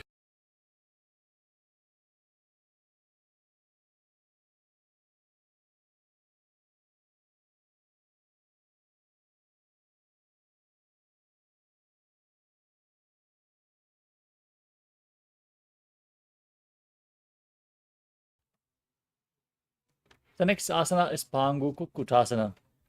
As you sit in Padmasana, bring your hands in between the legs, place one palm on the mat and hold its wrist with the other hand. Then lift your entire body up, balancing on one arm as you visualize yourself as a rooster. कुक्कुटासनवच्चित्वा एकेन हस्तेन अन्यस्यां मणिबन्धं धृत्वा. Now repeat Pangu Kukkutasana on the other side. Place the other hand on the mat. Lift your body up and visualize yourself as a rooster. कुक्कुटासनवच्चित्वा एकेन हस्तेन अन्यस्यां मणिबन्धं धृत्वा. Next up is Gridasana. Sit in Padmasana and place your elbows on your toes. Interlock your fingers in Paramashivoham Mudra, rest your chin on your fingers and press your thumbs against your throat as you visualize you have gone beyond all greed and covetous.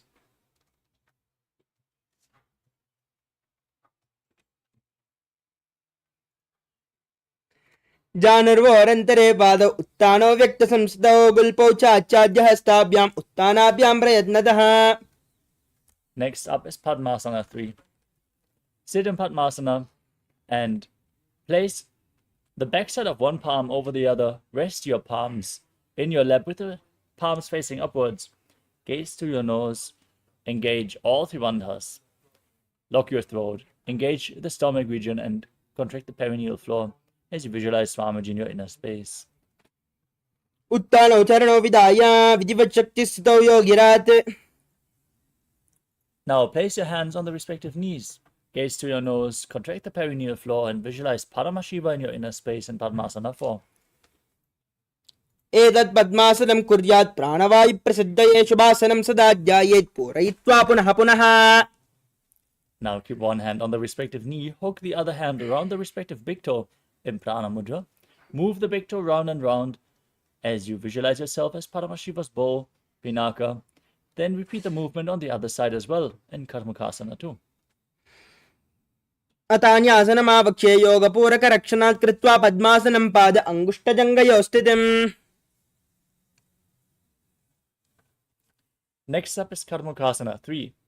As you sit in Padmasana, cross your arms behind your back and hold on to the opposite big toes in Prana Mudra. Engage all the bandhas, gaze to your nose and visualize yourself as Paramashiva's bow. कर्मुकासनमाक्षित्य उदरे पूरयेत् सुगं तदा वायुर्वसो याति कालेन सूक्ष्मवायुना.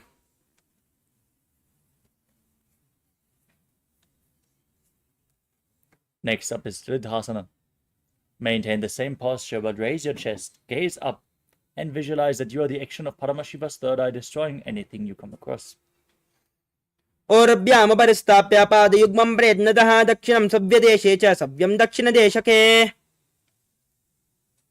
Now, with your legs in Padmasana, the arms crossed behind your back, lay on your back. Hold on to the big toes if you can, as you gaze to your nose and visualize yourself as a snake, breathing calmly through your nose in Nagarasana. प्रथम पद्मासन कोटाने दो हाथ पाचाने आने. Next up is Kandukasana. Now free your arms and legs. Hold your knees up against your chest. Tuck your chin to the knees. Interlock your fingers around the knees and squeeze your body into a ball. वेत्रासने स्थित्वा हस्तपादान् निष्कुष्य. Now lay down on your back. Interlock your fingers behind your neck. Place your feet flat on the mat with the knees raised. Gaze to your nose and visualize Swamiji in your inner space in Urdhva Pavanasana. प्रथमसूदोसैन करावे गोड़ा उबाराजे मिलावे गुल्पमाहिला अंगुष्ठ दो ई करे एक समेल रसोया. The next asana is Marakata Pitasana. Now, with your feet flat, place the upturned palms underneath your heels. Step your heels onto your hands. As you push your hips up, lock your throat to the chest. Breathe in Mocha Kumbhaka and visualize yourself as a powerful alpha ape. उत्तानचयनं पातले उत्तानहस्तयोः स्थापयेत् पृष्ठभागमूत्रमय्येत् मर्कटपीठं भवति. Next up is Uttana Shikipitakasana.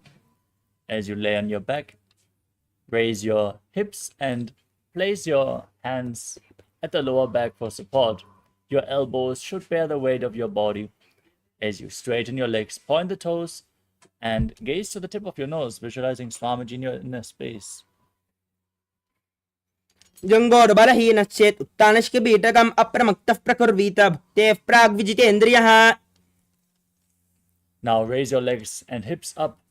Place your arms flat on the mat for support. As you visualize yourself blissfully traversing through Narakaloka unscathed in Narakasana. ग्रीवागण्डेन भूमिं विस्तम्भ पादाग्रद्वयम् ऊर्ध्वमुन्नयेत् नरकासनं भवति. Now place your hands at the lower back. Straighten your legs and slowly lower and angle them as you keep your core engaged. Visualize yourself as a boat crossing the ocean of samsara in Tiredness. नौकावत् स्थित्वा ऊर्ध्वं पादाग्रद्वयम् आम्नयेत् तिर्यन्नौकासनं भवति. Bring your arms back to the ground. Straighten your legs. Be stable like a flagpole as you visualize yourself as the KAILASA flag, respected across all nations in Dvajasana. तिर्यन्नौकावत् ग्रीवापृष्ठकोर्परैः भूमिम् अवष्टभ्यमस्तकलाक्षेण पादाग्रद्वयम् ऊर्ध्वनयेद्ध्वजासनं भवति. Now lower your body down. Lay on your back. Keep your hands next to your hips.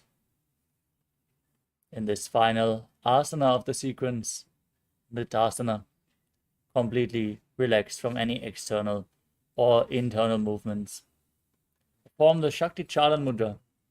Forcefully pull the Kundalini Shakti up along your spine from the Muladhara to the Sahasrara Chakra. Visualize your body is dead. And Swamiji, the Supreme Pontiff of Hinduism, is liberating you. Internally chant the Mahavakya, Om Nityananda Paramashivoham. उत्तानं शववद्भूमौ शयनं तुषवासनं शवासनं श्रमहरं चित्तविश्रान्तिकारकम्.